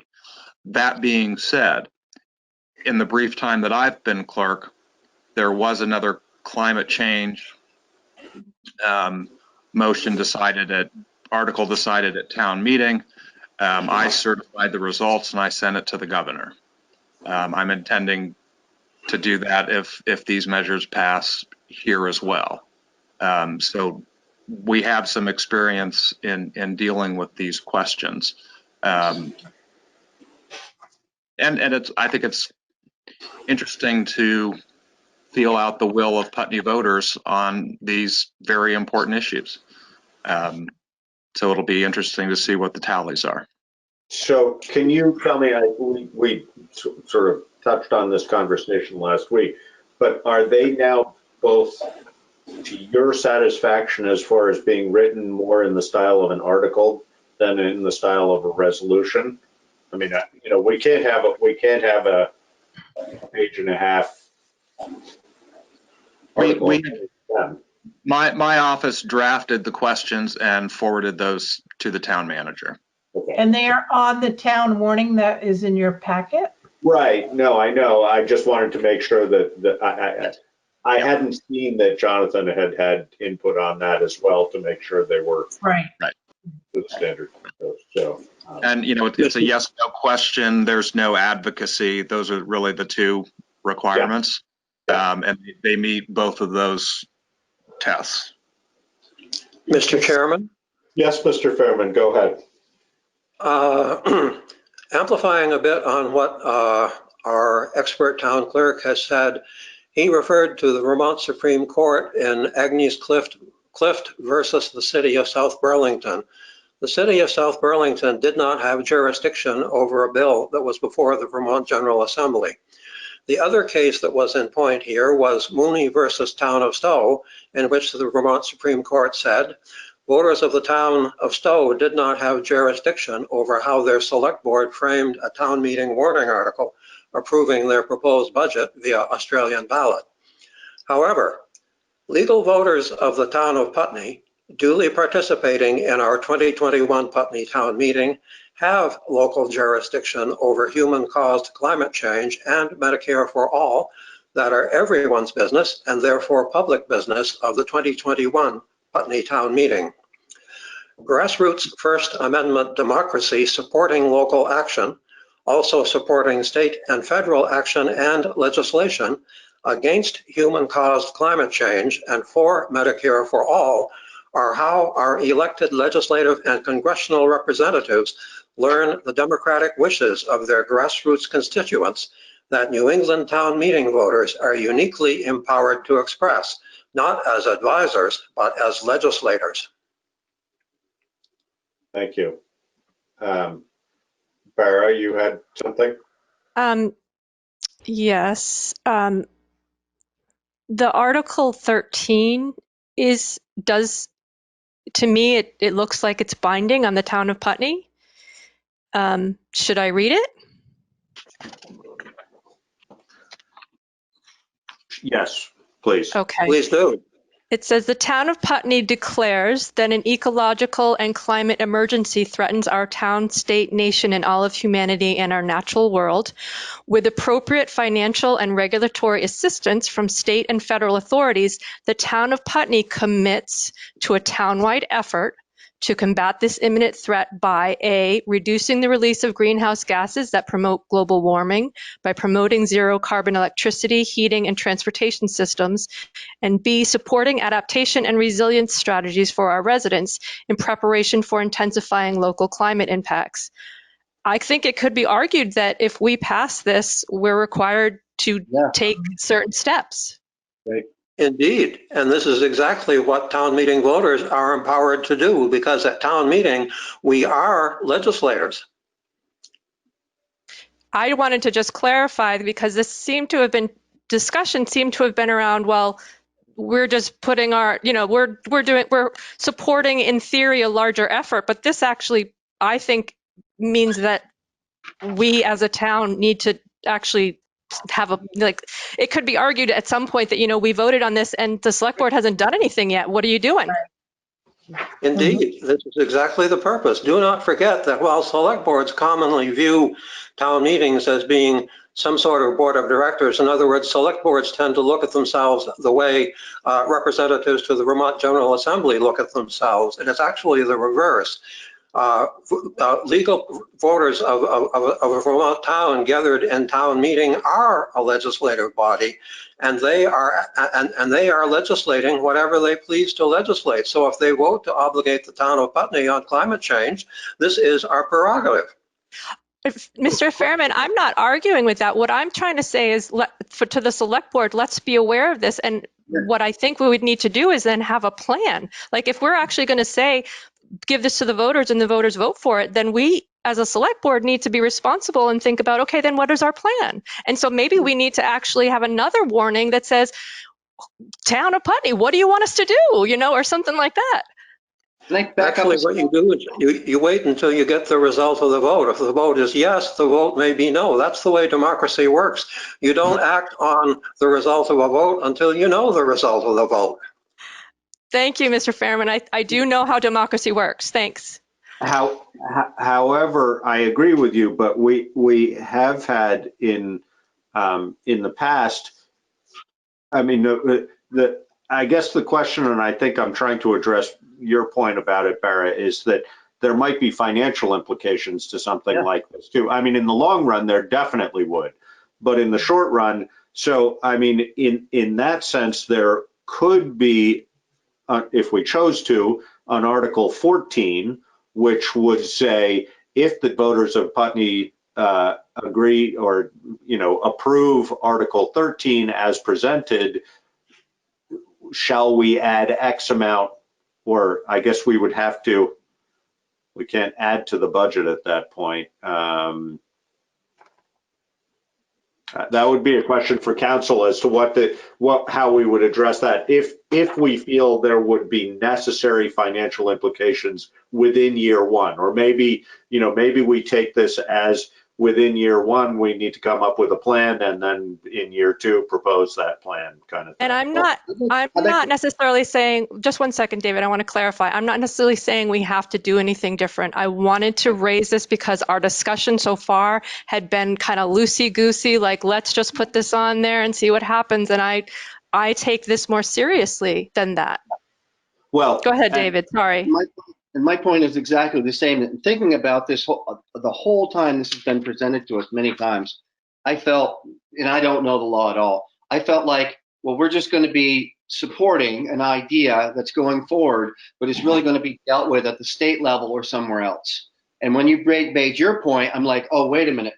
How did this even get here? Did this satisfy the requirements to get on here? And did we give approval that we would do that without thinking this through completely? Well, but that's it's not our decision because it got the votes. I mean, it got the signatures. People, if they get enough signatures, they can get anything on this ballot. And I'm not trying to fight that. I think democracy is great. I wanted to just say, select board members, voters, this is binding. Just know that. Yeah. No, and I think that difference also highlights Mr. Fairman's point that if it's a non-binding resolution, then we are obligated to act on it. It's not just, it's essentially a mandate. You're saying the same thing, Barrett, but yeah, no, I think it's an important point. Well, although I have to say, sorry, I lost my train there for a sec, but to Mr. Fairman's previous point of the fact that we as a I think it was Mr. Fairman, we as a select board could decide, I think Jonathan brought it up first, we could decide not to put them on if we felt they were not, I think, sort of loosely putting it, if we did not feel they were something we could, functionally legislate, then we could choose not to put them on. But if they okay. So I don't know whether you want to reiterate that, Jonathan, just to be clear on that one. Basically, I don't feel like, I just want to put in there, we got enough signatures. I feel like this should be put to a vote. And then if the town of Putney says we should do this, then they can run for select board if they, It's not like the three of us have to do it. It's the select board. It's the town. So Meg, you wanted to add Just something? one quick piece, and that is because people are so used to many of these resolutions coming under other business, then it has a very different characterization than when it appears on the ballot. And this is one of these places where the move to Australian ballot, I think, is going to confuse people a little bit. So anyway, it's something that will bring up at the information meeting when we get to those articles to understand that there's a element with it that because it's not coming under other business, because it was petitioned, because it shows up on the ballot, it's different than the ones that come up from the floor under other business. Yes, because those are, and I had been referring to that all along, that these, as they initially appeared before us, appeared like the typical non-binding resolutions that we see.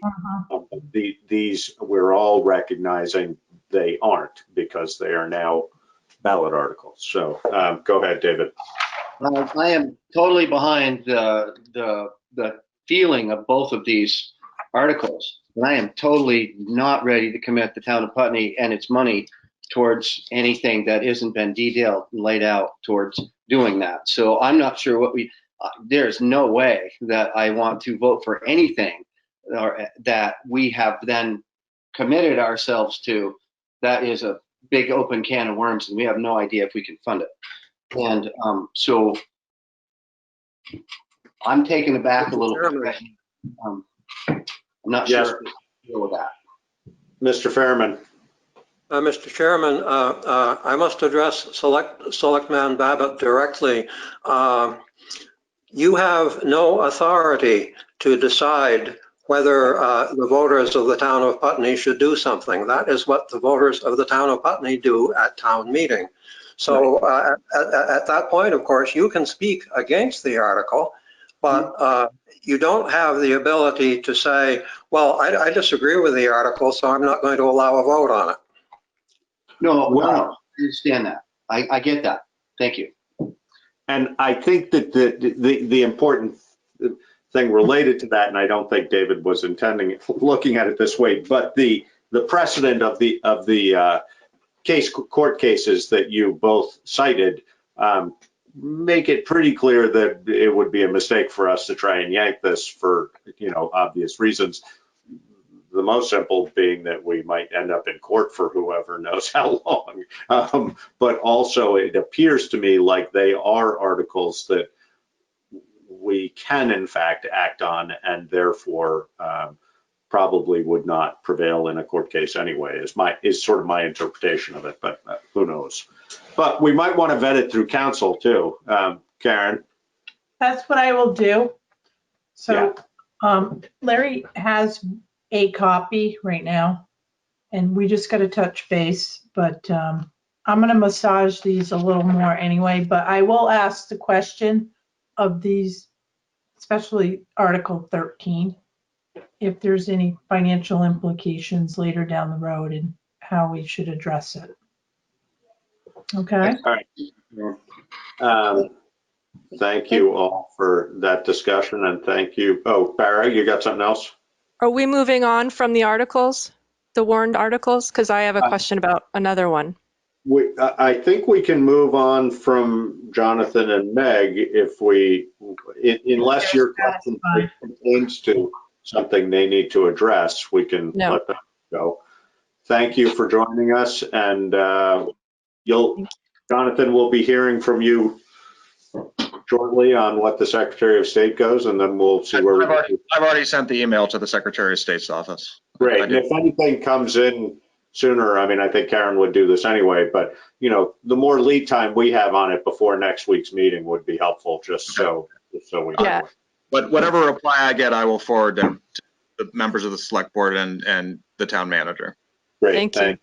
Have a good night. You too, bye. Thank you, Jonathan. Thank you. All right, so Barra, what else did you want to bring up? Karen, this may be something that you want to talk with the lawyer about. So when we talked about at the last meeting about the articles related to the school, The question came up as whether the article was saying Putney is just going to leave itself and then the union can stay as it is, or but the answer we got sounded like what it was is in order for Putney to leave, the whole thing has to be dissolved. But when I read the statute, I got the opposite. Yeah, no, the whole, I don't think the whole thing has to be dissolved. I think what it is that the town of Putney needs to vote that they would like to get out of the merger, and then the district, all the other towns in the district also have to vote to allow Putney to remove themselves from it.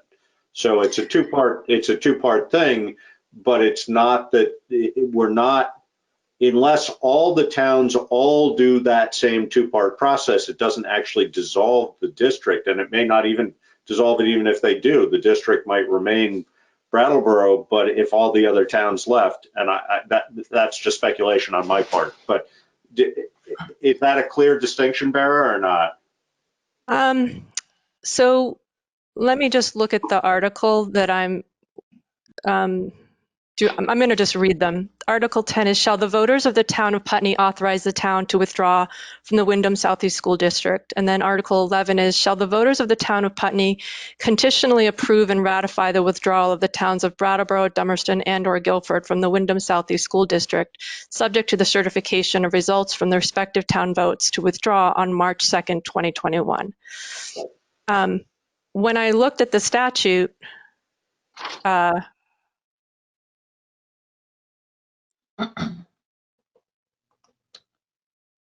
okay, so it's possible that from these votes, Putney could choose to withdraw, everybody else could stay, and then Putney would just be on its own. Is that what everybody understands? Possible, and it's conditional upon, I mean, each of them, I'm guessing that the wording was vetted sufficiently so that my guess is that each of the town has parallel questions for each of them.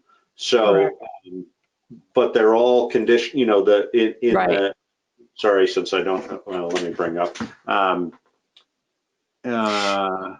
So it's that each town could withdraw on its own, but the other towns have to vote to allow that to happen. Exactly. So Okay. In our case, Article 10 could pass. Well, Right. Article 10 and 11 could pass, but if Article 11 didn't pass in all the other towns or whatever their equivalent article is, then Article 10 would be moot. Okay, got it. We can vote to come out, but if everybody else doesn't agree to let us come out, then it's moot. Thank you. I was under the impression from last week that what was said is that all towns have to agree to leave in order for one town to leave, but that's not the case. Got it.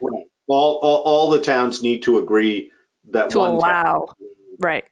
and by that same method, if they all agree that all of them can leave, it could end up with basically a complete dissolution. The dissolution, right. Although it may not technically, you know, from a legal standpoint, I have no idea whether it would actually be a dissolution or whether it would remain as that district with a bunch of other districts. I'm not sure how that would work. Right. Okay. So just procedurally, we have to vote on these. I mean, are we voting on them? Like, I don't understand what the situation is because some of these they're going on the ballot no matter what. So what is our role? We already allowed, we can contest any one of these we choose, and we could, in theory, remove it from the ballot. But then, you know, as we were just talking about, we'd likely end up going through years of court process. So, you know, if there was one of these that was, you know, I mean, I used the example before of, you know, an article to all the, you know, all the residents of Putney will wear Mickey Mouse ears from July 1st to October 31st or whatever. You know, if that was on there, even if it had legitimately gotten all the votes, we could say, no, we are not going to allow this. And then they could choose to sue us for not having allowed it. but we could make that choice. In the Okay. case of the school articles, we already voted, the three of us, to allow them. Or you guys voted, I abstained, to allow them. So we've already made the choice to allow them. So they're really not up for discussion beyond that. Would be my. Oh, I'm sorry. No, I wasn't asking specifically about those articles. I'm asking in general for this whole list. Do we have to have a motion and then a seconded and then an approved, that process for these? Yes, and that Okay. would be to approve. It will be a generalized motion for all of the articles. Essentially, when we feel we have a completed list of the articles that we're going to approve, then we vote to approve those. And is But- the plan? So that sounds different than what Howard said. It sounds like have we already done 12 and 13? Have we already voted those in? 12 and 13? No, we have not. But We could contest them, but we wouldn't have a legal basis for it. I had no power to vote on that still. Well, we have no legal basis to actually say that we won't put it on there. Like it would be unwise of us to not put it on there because we could be sued. But Yes. we could, even if it was on. We can do lots of stupid stuff. I'm trying to learn too, Vera. I know. I'm sorry. That was not to you. I just think it wouldn't be wise. That's what I'm saying. Sorry. And essentially that was why we heard the citation of the two different court cases, is that if there's precedent established, sort of within the boundaries of what would seem to be a comparable article, then that would be a good argument. I would guess based on that precedent that was cited, legal counsel would advise us against trying to pull these. But I don't think we necessarily want to pull them anyway. I think we just need to be clear about the implications I of just them. want to understand the process, right? Yeah. David, I'm really sorry if what I said came out as you felt that personal. I did not mean that way. I meant to try and lighten the mood. I have great respect for your intelligence. I hope you know that. Vera, I'm just fine. It's fine. Okay. All right. Believe me, you don't come close. Got it. Well, thanks. Thank you for sharing. Yes. All right, so it's 7:45. We've got more to do. Lots to do. We have the highway fund. Yes. Any questions? No. Yes. What do you want to Can we do? just say it's good and go to the next thing? What do you want to do? So David, this is the big fund one. This is the loader issue. And this, I guess we've already sort of agreed on asking the town to do a reserve, right? That was the other big issue. Right, Yes. that's already on. It's already on the articles. And we've already, okay. So the loader. And Karen's put budgeting for borrowing the money in there, whether we get the loan or not, to cover us. So, Right. Was there any other changes, Karen, since last time? No. So the thing is, as we know, there is surplus. I want to make sure I use the right language. I because just have one question. Wait. I certainly can confuse people. So we know there's excess surplus above the 12%, Mm-hmm. and it is approximately $134,320.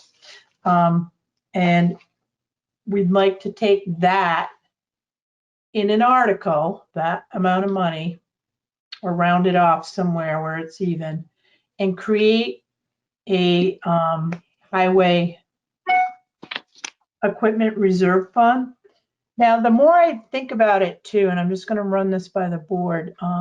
Sorry, can you back up for 1 sec, Karen? I'm just, so if we were to spend the 163, the additional surplus is the 134 that we have. Is that, you may have just said that, but I'm just trying to be totally clear. Is that right? So No. the excess surplus is 134,000. Excess in addition to what? What's the? Okay, So we have in the fund balance, Josh, $274,066 in the highway. Right. Okay. Yes. Yeah. 12% of that we want to keep 12% of the for budget. emergencies. I see what you're saying. Okay, sorry, I was conflating the 12% and the 163 to go towards a truck, and the math didn't make sense. So No. yeah, okay, makes sense. Okay. So the first thing is whether the voters want to create the reserve fund. And we put that amount in there. After thinking, I'm thinking outside of the box. If we do it specifically to the equipment reserve fund, it can only be used for equipment, period. So doing a highway capital reserve fund will allow the highway department within the budget to use it for roads, buildings, whatever, equipment, and it can be bridges, anything associated with the highway department. So it keeps it generic. The money will be more flexible in case of an emergency. Again, if we designate it to specifically the equipment reserve fund, it is just gonna be equipment. So So that's just worded in the article, right? What? and the money that we would keep out as that 12%, because it's the highway fund, we can just keep in surplus and have that as our reserve. We don't need to label that a highway reserve fund. Is that correct, Karen? It would stay within the budget for emergencies, so it's unrestricted funds, Josh. Okay, so so we would change it. We would change it from surplus to unrestricted funds, or would it remain technically as a surplus? It would be unrestricted surplus, the 130, the 12% is unrestricted surplus. Okay, so it would still be labeled surplus, and because it's the highway fund, we can roll that over year to year. Okay, yeah. At 12%, we can, and you can have a higher amount if you decide to have a policy and Right, yeah. Yeah. So my next question is, if we were to designate that 134,000 to an equipment or a capital reserve fund, could we choose to take 81,500 of that and put it towards the loader and borrow half of the cost of the loader? Or yes.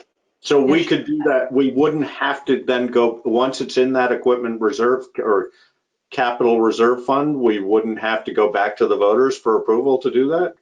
It says right here. She sent this. It says once created, the funds can be dispersed by the select board without further voter approval. This is the email that came at like 5:02 that I didn't get a chance to read either. Oh, sorry. Okay. So David, can you, or Karen, can you clarify that? You want to do, whatever. I got it right here. You have it? I don't have it right in front of me. So approval of, I'm going to read two paragraphs, okay? The approval of this fund requires a majority vote regarding the purpose and amount of money to be set aside to create this fund. Once created, the select board has the authority to spend the money only for the special purpose for which the fund was created. The money set aside for this fund and any monies accruing from investing it are used for the original purpose of the fund.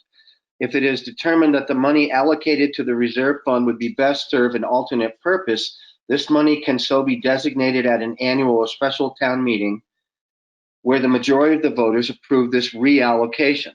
The reason for creating a reserve fund is twofold. First, it ensures that the money appropriated by the voters will only be used for the stated purpose of the reserve fund, and once created, the funds can be dispersed by the select board without further voter approval. Okay, perfect. So, yeah, so I mean, I guess one thing I would say to clarify that in this moment is if we think we might do that, if we think we might take 81,500 and put it towards a loader, I think we'd be more transparent and wise to clarify that in advance than to move it into a reserve fund with the intention of then spending it, 6 months from now. So I don't know whether we're thinking that or not, but if we are, I don't want there to be an appearance of, you know, some smoke and mirrors there of saying, oh, let's put it here and then spend it on that. So. Can I ask a question? Because in the mailing and the email you sent from Susan Senning, Yeah, and she responded to your question, I'm not sure I understand this, so maybe you can help me with this. It says, the surplus funds need to be designated and allocated in the budget and through voter approval. I get that. This may mean that there will be a lag between realizing the surplus and allocating the surplus because of your fiscal year. right. So does that mean that they voted in and we can't use it until July 1st, 21, or we can't use it till July 1st, 22? 21. Because once they've got the fund and we put the money in it, do we Right. not put the money in it until the 1st of July, 21? And that means we can't use it until the 1st of July, 22. Is that what it means? I have the same question. Yeah. Yes. And so I don't understand this. Well, the way I read it, because we know how much surplus we have right now in the highway department, $274,066, right? But we don't know how much surplus we're gonna have June 30th, 2020. Right. So we can't bank on that money, but we certainly know what we have right here, and we can be transparent by having an article and determining how much we want to put. But there is going to be a lag, David, because come June 2020, and when we have our audit done, 2021. Yeah. 2021, sorry, yeah, I'm like, so at the end of 2021, Mhm. we're not going to know how much surplus we have, and we're already past town meeting, so Right. that wait until March the following year. So yeah, you won't see that come into play until the 2 years. So if I hear you right, I'm hearing you say that the money that we know we have for surplus right now, we can put into a fund and be very transparent about it the way Josh is saying. Yeah. As long as we don't include any monies we're expecting to have that Right. might not actually become true on the 1st Right. of July 21. I'm not sure that's what this paragraph says if you keep reading that. I'm not sure. Now, read it again and see. What do you think, Val? I haven't had a chance to read it. I would love to be Can I able read to. it out loud? Would you okay I'm not. with that? You definitely can, but I don't absorb it as well unless it's quietly in front of me reading it. And even if I read it right in this minute, I wouldn't necessarily absorb it. So my best bet is to read the email and then talk next week, or make a decision next week. I'm happy to have discussion now, but I'm working with not all the information. The only reason it matters about the article and the amount of money, and whether, if that means we have to sit on it for a year, or whether we can do exactly what Josh was saying. Okay, so here's the other option. So Josh is right with, you can put 80,000 and then we put, whatever's left into this capital reserve fund for the highway department. Or you decide you borrow the whole $163,000 for the loader. And then your payment won't come until fiscal year 23. And it will be consistent for the next 5 years. But if you build up the capital reserve fund with surplus that we know we have, we might be able to just pay the loan off early if the select board chooses to do so. I can't remember, Karen, whether you've already put this out to bid for interest rate. I did. It was People's Bank. I asked them, and it was like $12,225 worth of It was interest. 2 point something, wasn't it? It was Yeah, pretty. was it 2.95 maybe? Yes. Yeah, sounds right. Yeah.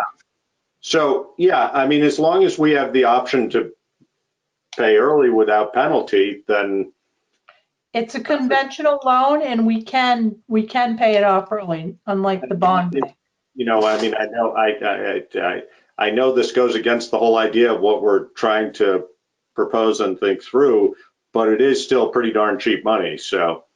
And it's simple. It actually doesn't go against it. It actually gives them a chance to a period of time to build the fund. The reality is time and money, and looking at it a different way. It's 10 here, 9 here, or 20 here and 80 there, or I don't think it goes against it. It just changes the timing of it. Yeah, Right. no, and if we had to borrow at 9%, I would feel very different about it. Right. Alyssa? I just wanted to throw in my 2 cents for the question that David asked. Thank you. And so the way that I read that was, right now, from fiscal year 20, we know what our surplus is. We're operating in fiscal 21, so obviously we're not going to use that for 21 because we're already bound to what we know, right? So we're going to take that surplus from 20 and we're going to add it into the reserve fund in 22. So there's already a lag. There's already a year in between. Right. Okay, I get it. So then in 22, or 21, when we get our audit, we'll be working in 22. Right. We'll find out what we had for reserve, and then that will go into 23. Got it. Yeah. Thank you. Yeah. Farah? So this is, again, taking a step back because my mind gets boggled with the numbers and the money. I am wondering, the thing we talked about was, can we get another year out of the loader? And so I was thinking, I don't know if this is possible, but I was thinking if we could have Brian talk to us at the next meeting, if this is possible, that we figure out if the loader breaks down, how quickly can we get a rental? How quickly can we buy a new one? Could it happen in a week? Could it happen in a month?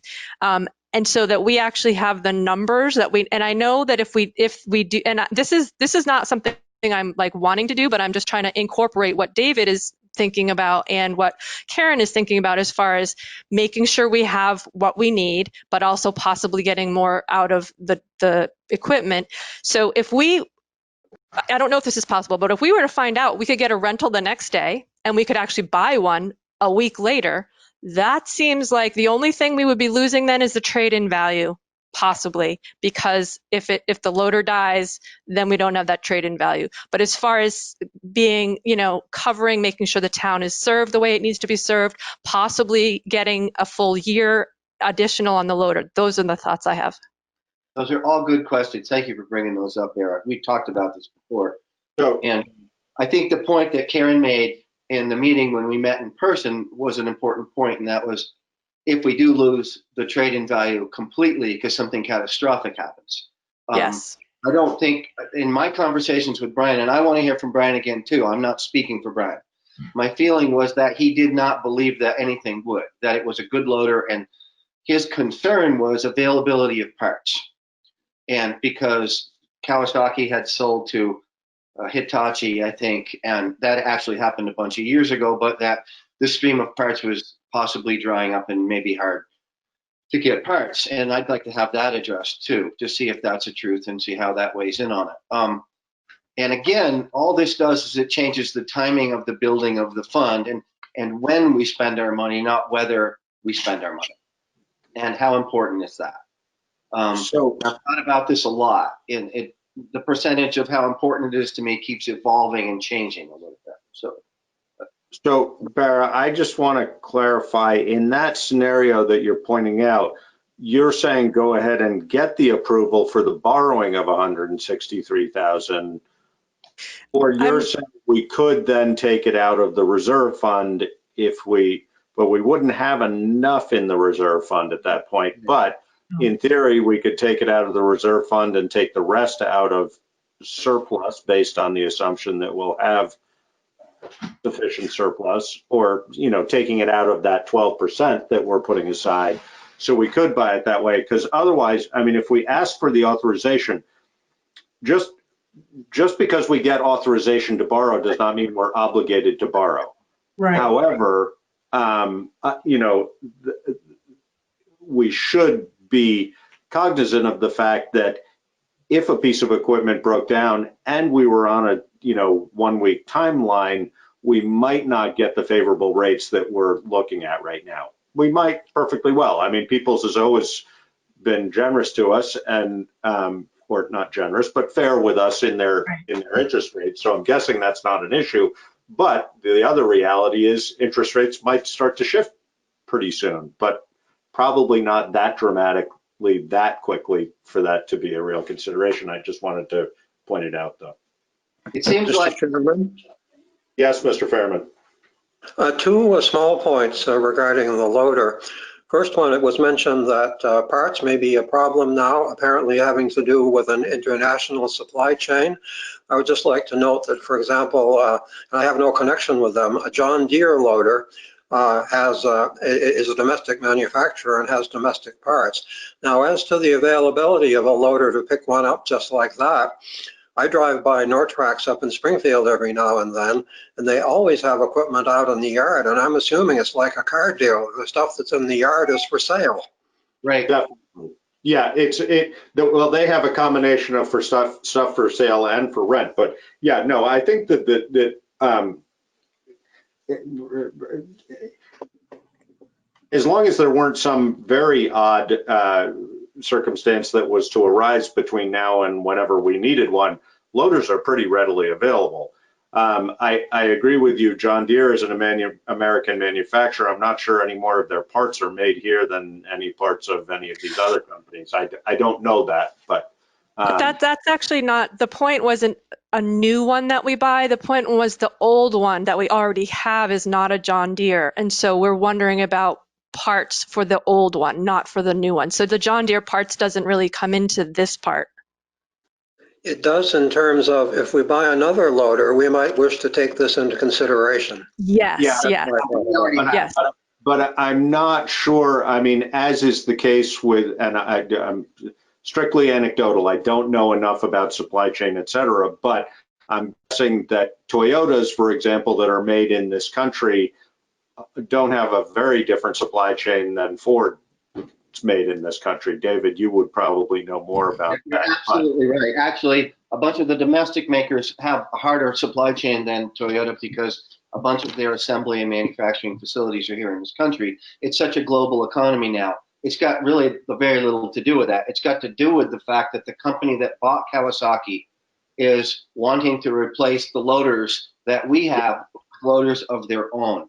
So as they phase them out, the parts become harder to get. And so what we need to know is where we are in the circle of that, in the lifespan of that. Is it going to be difficult to get those pieces? I found a couple places that are still supplying them and gave that information to Brian. He probably already had it, but I don't think that's too much to be worried about. And I think that the condition of the loader is such that the majority parts of it will probably last the next year. That's what Brian has told me, and probably for some time to come. And I think the real point is that I think we have enough in the reserve fund we're hoping to create, and in the 12% that we will be holding back, and in any surplus we might get from the fiscal year that's ending July 31st, so that we really don't have to worry. If we do take the risk and it fails, the loss is the loss of trade-in, as Karen was pointing out. And the rest of it, we're pretty safe about. Yeah.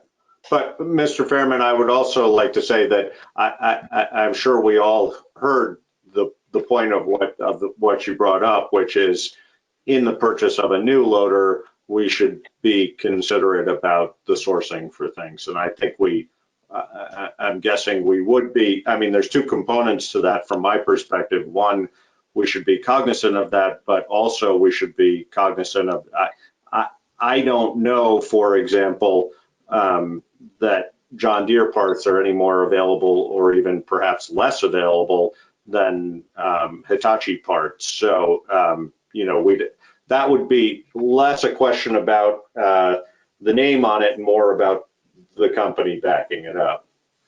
I'd like to make a comment about that, and that is that it's probably just the reliability and the longevity of the company itself, that John Deere isn't going anywhere. And it's like V.S.A was then bought by Hitachi, and then it's probably, John Deere is not going to be bought by anybody. It's going to be a company that's going to continue to make a product. It's going to be available. It's pretty reliable. It's going to be around after 7 years when this loader is at the end of its life. And, we're going to get parts. It's more likely that we're going to be able to get parts for it for all 7 years than had we bought another company that probably doesn't have such a track record and projected. And I don't know, Karen, that $163,000 bid, I can't remember. Did we see a manufacturer on that, or is that just a? No, that was something, Brian gave me that price. That's on a John Deere loader. It is on the John Deere? Okay. I got it. I mean, some of you may or may not remember, where we really messed this up was purchasing the grader, a Champion grader that only lasted us a handful of years. And we then went out and bought the right grader. and we never should have bought that first one, but there were compelling reasons to, but it was not a company that was able to stand behind its product because it was a merged company, relatively recently merged company. So I definitely hear the statement behind that. Okay, so now it's 10 after 8, and we're still on highway. Anything else on? I'm wondering where we stand on the loader issue. I mean, are we just going to forget about trying to get an extra year? Or go ahead. Can I ask a question? So if we have to have a budget by next week, Mm-hmm. am I hearing from the select board that we should put in the budget to borrow the $163,000? And if you decide not to purchase it, because we're going to have an article for the voters, although the select board can purchase equipment without a vote. But do you want to be transparent? So, Well, I think you're pretty transparent, Karen, in how that article is written, in that it says, I can't remember Right. Article 8. Shall the voters authorize the select board to borrow an amount not to exceed $163,000 for a period of not more than 5 years, or use available resources from the Highway Equipment Reserve Fund. Okay. So, okay. The only thing I don't know, and Larry would probably clarify this, is that technically we don't already have a Highway Equipment Reserve Fund, and you were talking about naming it differently, so you'll have to look closely at that article.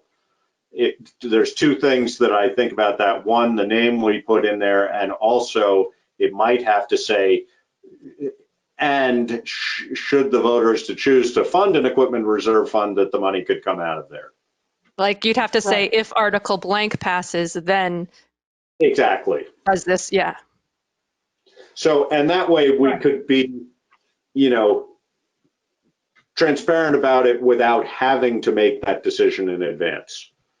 Right. Mr. Okay. Chairman? Perfect. Yes, Mr. one Fairman. question. Can I ask Karen a question first? So the Sure. 163 is already in the budget for the highway fund that you gave us tonight, correct? Not to borrow it. Note So proceeds. it is. It's under note proceeds, isn't it? So that's 28,246, but that's the difference from the 134,754. So if you add 134,754, which is surplus, plus the 28,246 is your $163,000. So you're putting that in there essentially as another option for how we could borrow that money if we were to choose to spend down everything we placed in the equipment reserve fund and then borrow the excess, correct? Without Correct, counting Josh. excess, right? And you would zero out that equipment fund right off the bat, Right. Mr. Fairman? Yes, Mr. Chairman. It has occurred to me that I've never heard anyone say, why are we talking about buying a new loader? Because it's on the capital plan, Howard, for replacement. Okay, but is there an actual reason to replace it other than that we thought we might need to replace it at this time? In other words, if it's still a good loader, why would we replace it? That's the debate we've all been having, and the conversations we've been having with Brian. We've had this conversation with him in open session, haven't we? I think. Yes. Yes. As well as I know I've had a conversation with him about it because he presented numbers, et cetera. But it's a very valid question, and it's the one we're all asking ourselves. You know, and I think that the value of having a capital replacement plan or an equipment replacement plan is that then it's predictable. And so we have followed that for a long time, but and as you probably have heard us talking about with things like municipal trucks, they do not sit in parking lots readily available. So this is an unusual opportunity with a piece of equipment like this that if we needed one in a hurry, we could get one. That's not the case with trucks. So on the trucks, we tend to replace them on schedule because it's a real headache if they go down. With this, it would be less, it would still be a real headache, but it would be much less of a headache. But it's a good question. And well, Mr. Chairman, I realized I forgot to share an assumption that was behind the question that I asked, which is typically talking about assets that wear out, one looks at how much is it going to cost to fix it versus how much is it worth. And yes. If we're not paying anything to fix it right now, then the question really doesn't arise. In other words, if we don't need to buy it right now, we can buy it later and get more use out of it, which is exactly what we would do if we owned it personally. We wouldn't say, I'm going to get a new one because I thought this one would last 5 years. Hey, it's still running fine and I'm not paying much to keep it running, so I'll keep it running. You know, this is what we all do. The biggest question, though, is that what we've been talking about is that if it does break down and we have to rent something, then that's money spent on rental. And then if it breaks down, we may lose a trade-in value. So if we wait longer, we actually may pay more for the loader. That's what we're trying to figure out. Well, you're leaving out one piece of information there, and that is during the time that you continued to use the loader, you have had the value of using the loader. That actually, you cited two numbers, and that's the third number, which is there's value to having a loader that you can get in, turn it on, and do the job you want to do. Because I'm curious, tomorrow morning I'm going to phone Nortrax and just say, hi, I'm a private citizen from Putney. I'm curious. Have you got loaders out front that we could, the town of Putney could buy just like that? And I'll let you know what they said.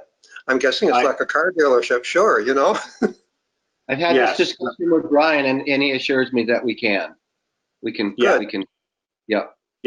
No, I don't think that's a question.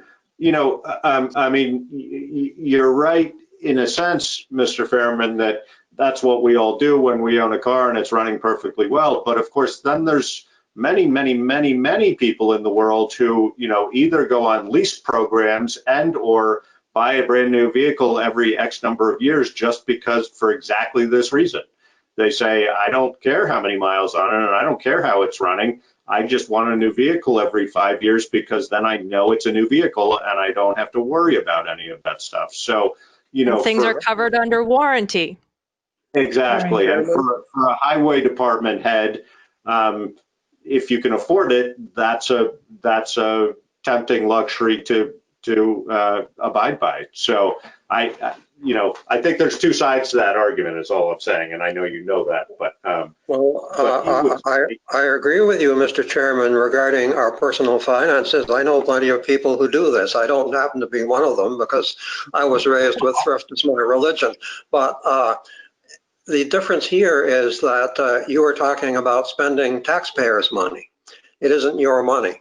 So it puts a different perspective on it.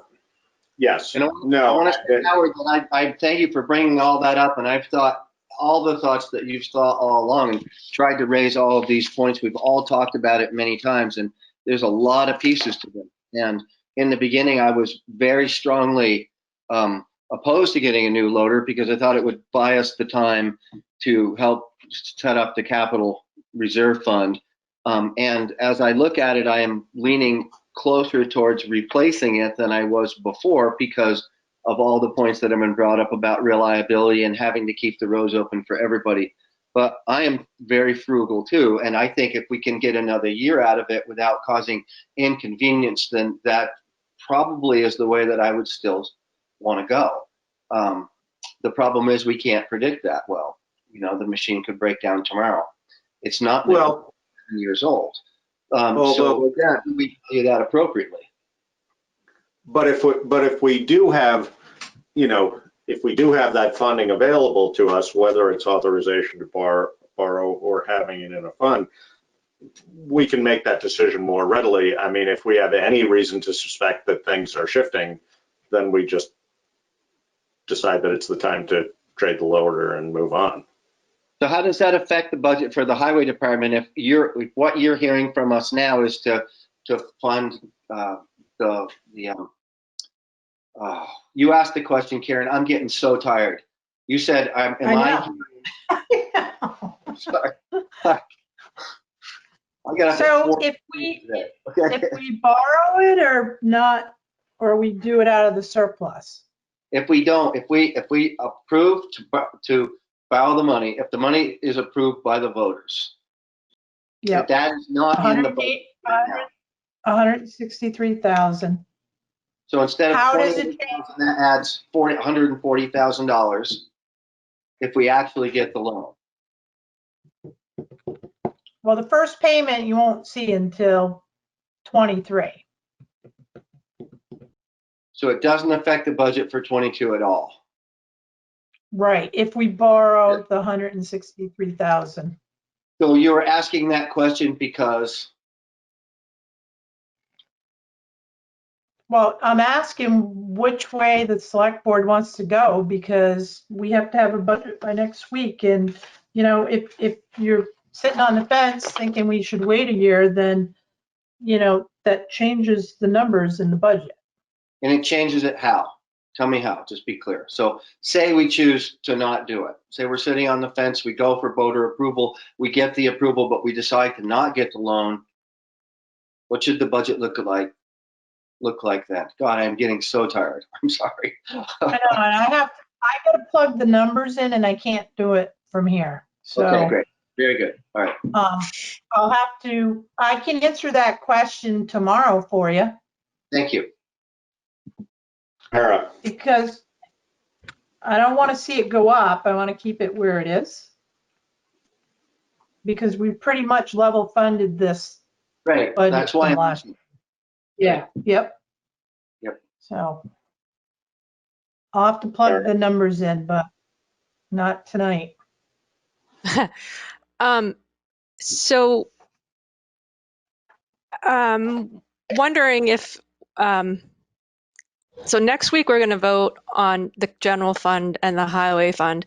I'm wondering, just because I don't know if I know that Josh and David have had personal or individual conversations with Brian, but I think it would be helpful to have him in an open meeting just to talk about this idea of if we don't buy the loader and need to rent one and then buy one, if he has anything that he wants to, any points that he wants to raise before we make a decision. I mean, are we actually making a decision about that? Or I mean, it sounds like we need to make a decision about whether that's the way we're leaning, and that could then affect the budget. Is that right?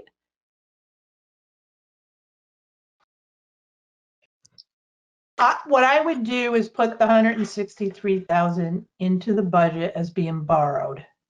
Right, exactly.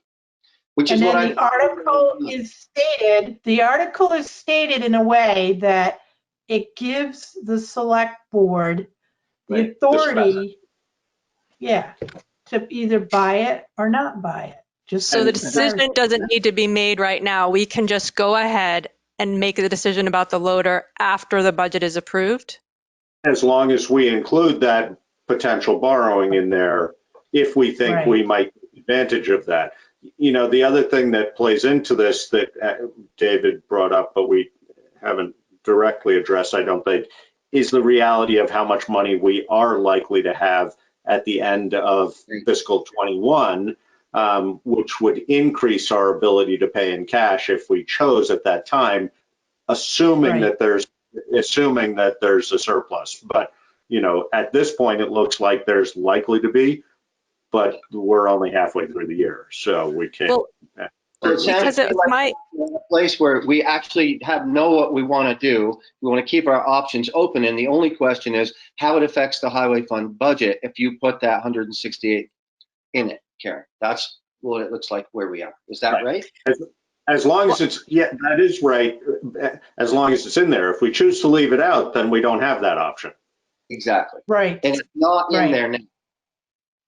I guess I'm confused because I'm remembering, maybe incorrectly, that Brian actually wanted to buy it outright with the surplus. So He did. Well, he can't do that right now because he doesn't have enough to do that. Because we don't Well, have a, So, right. so he couldn't use the surplus? We don't have enough. Yes. Yeah, no, well, we do if you don't keep that 12% aside as Karen is requesting. So that's Right. the difference in that equation, Barry, is he was saying, all right, well, we always run a surplus and we know what our budget is going to be if we buy this and then we still have this amount of surplus, and that's how he worked through his numbers. Okay. But that feels financially insecure to me. I wouldn't want to make a decision That's a on risk. that. That Right. doesn't, that's not, personally, that's not how I would do it. And I don't feel comfortable doing that with everybody else's money. I wouldn't So- want it that way. On But there- July 1st, if that money's there, I might want to use it, but I wouldn't want to do that now. Of course, yeah. So, but the other thing that we've been talking about, I want to make sure I'm understanding is above the 12% buffer, whatever that money is, he could use that, or the town could use that and then borrow whatever balance is needed. Is that accurate? Or use whatever surplus is available on July 1st from this year's budget. Okay. Right. So, But again, that's based on the assumption that we get approval for borrowing. So, you know, it's an amount not to exceed 163, which means we could borrow 20 or 60 or whatever. But if we don't have that article there and we don't do that, then we don't have that option. so Right. is it fairly clear to Karen and Brian and David and maybe Josh how we keep this option open and then move forward and vote on this next week?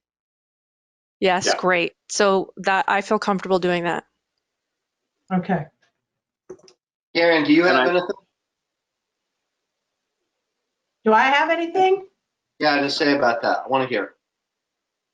No, I don't. I just kind of need to know which direction I need to go in because it makes a difference. And well, I mean, I've had personal conversation with Brian, but we've also had him in open session already. I don't think we would hear Right. anything from him necessarily that we haven't already heard. So I don't think we need to bring him back in. But Okay. but Barry, if you feel the need, we can certainly ask him. I mean, I guess if I need to, I could talk to him individually. Yeah. You know, it's clear to me that his preference would be that we go ahead and get the loader. I think that's, you know, if it were up to him, he would say, well, particularly doing it the way he did it of not having to borrow for it, he would definitely do it.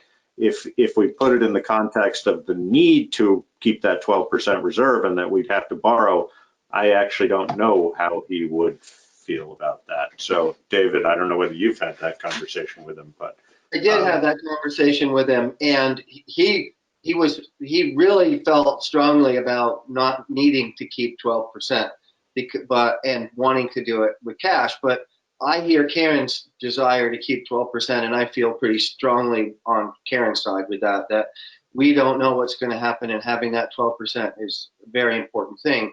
It feeds the same idea of having a capital reserve. That Yes. Right. if we're going to kill two birds with one stone, if we're going to try to, in time, reduce the amount of money we're spending on interest and make our town more fiscally stable or sound, then we want to look at it from many perspectives and not just a capital reserve fund. We want to look at it from many, and so that's what I think. Okay. Yeah. I have just one more question, Josh, or whoever. I don't understand as far as procedurally, is Brian allowed as the head of that department to make whatever decision he wants, or does the select board decide, or do the voters decide? So either it depends on the nature of the question. I mean, within his department and his regular operating budget, yes, he has discretion within reason, as long as he's basically following the guidelines of the line items that he has. You know, if there's a couple $100 here that ends up there instead of there, I don't think Karen's going to give him too hard a time about that. But when it comes to an expenditure like this, no, he definitely does not have the discretion to do that on his own choice. And is that determined by because it's not in the budget or because it's so much money? Because or both? Both, yeah. I mean, Okay. really, you know, and you know, highway funds are always a little bit odd because they're subject to different rules and laws, but you know, just the volume of money to do an expenditure like that would definitely not be within the purview of the department head. So. Okay, thank you. Okay, I'm trying to my. So, have we done everything we think we need to do in order to go into executive session? So I have one more article, and I'm probably gonna regret bringing it up, but because this one's a sticky. This is a sticky one, but Article 9 on the town warning for draft number 2. I'm gonna read it, okay? Shall the voters authorized to close out Phase 2 and 3 sidewalk construction fund and make a payment of approximately $29,200 principal and interest to close the borrowed debt on the sidewalk project and contribute $20,000 to the sidewalk maintenance reserve fund and return the balance of approximately $97,376 to the general fund. Now, this was the sidewalk construction reserve that has approximately $145,480 in it.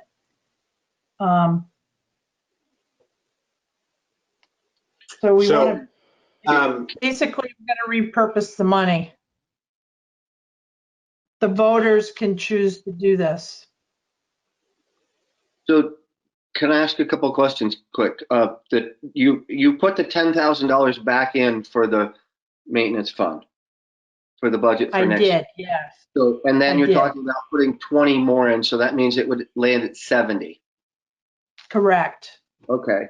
And you want the idea behind putting the 97,000 in the general fund is to feed the reserve, or do you have The capital, yes.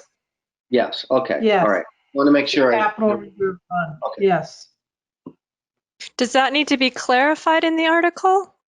That it's not just going into the, Yes. it's not just I going will into the add- general fund, but it's actually going into the capital reserve fund? Yes. And it'll be specific for anything in that fund. So another question is, we talked about this with Ron a little bit, but he was a hard guy to understand for me anyway. And that was about, can we do that just getting voter approval? Because that money was set up to build sidewalks. He was saying now that we've built them and they're done, that's over with, right? So we've satisfied that and, okay. Yeah. So, all right. Yes. All right. Yep. And Go ahead. is there any reason we want to keep that fund going? No. Do we have any more sidewalks? Or we would be bonded for more money anyway? Let's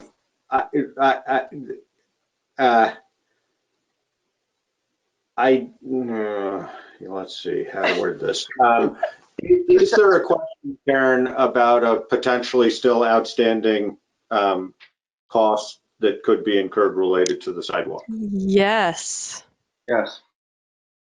Well, here's the question to the board. Would that not be sidewalk maintenance? Does this? I don't think so. Well, the other question I have, Karen, is, and I don't know where we are on this, does that discussion belong in executive session? Yes.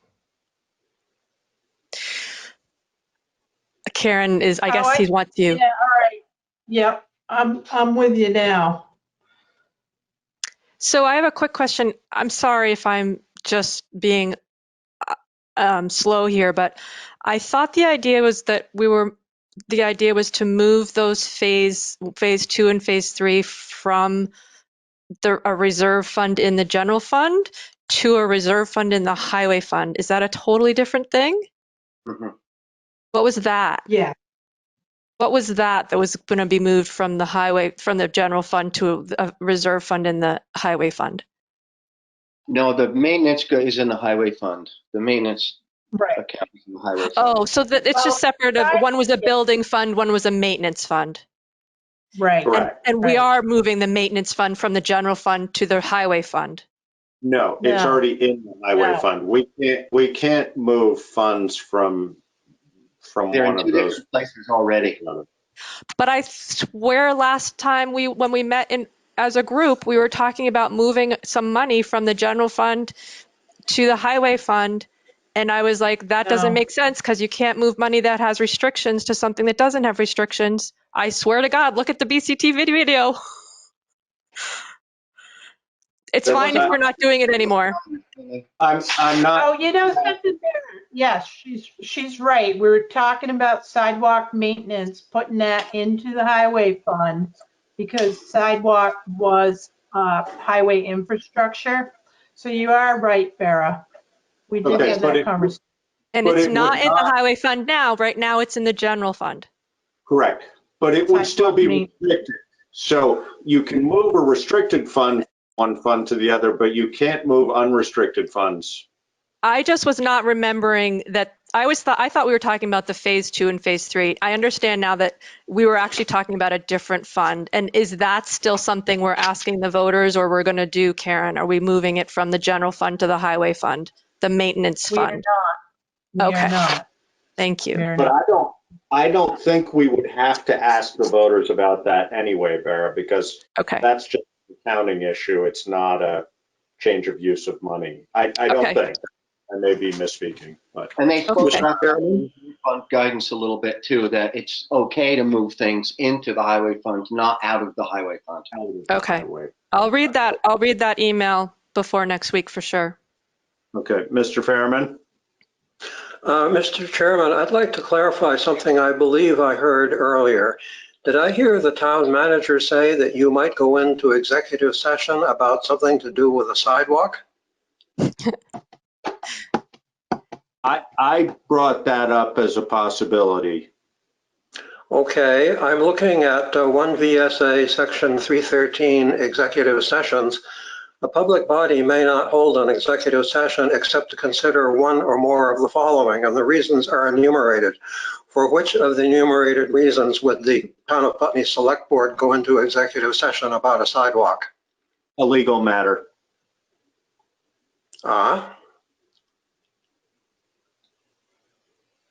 What can you say to characterize that? Contract dispute. Thank you. Well done, Josh. Yeah, well, it's hard when something like that comes up because I don't, you know, Right. No, I you did a great I job. wasn't, Mr. Fairman, I wasn't trying to be deceptive in how I was referring to it before, but also it's of a delicate nature, so.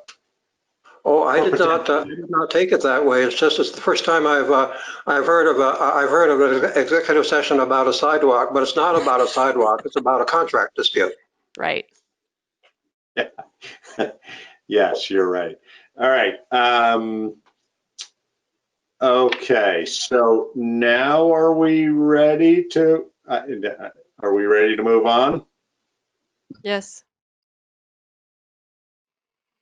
Do we need a Okay. motion? I motion. What do I motion? I motion. Yeah, I would entertain a motion to enter executive session for the purpose of discussing a legal matter, as well as, Karen, you got others there, I think. You had Yes. one. Yeah, we have an employment issue and we have the town report. Correct. Right. I moved. Okay. David? Second. It's been moved and seconded to enter executive session. If there's no further discussion, all those in favor? Aye. Aye. Aye. All right. So we left executive session at 9:11 p.m. and had fruitful conversation about a potential legal issue, and no decisions were made as a result. So I would entertain a motion to adjourn. Motion to adjourn. Seconded. All in favor? Aye. Bye. Thank you. Thank Karen. you. Bye.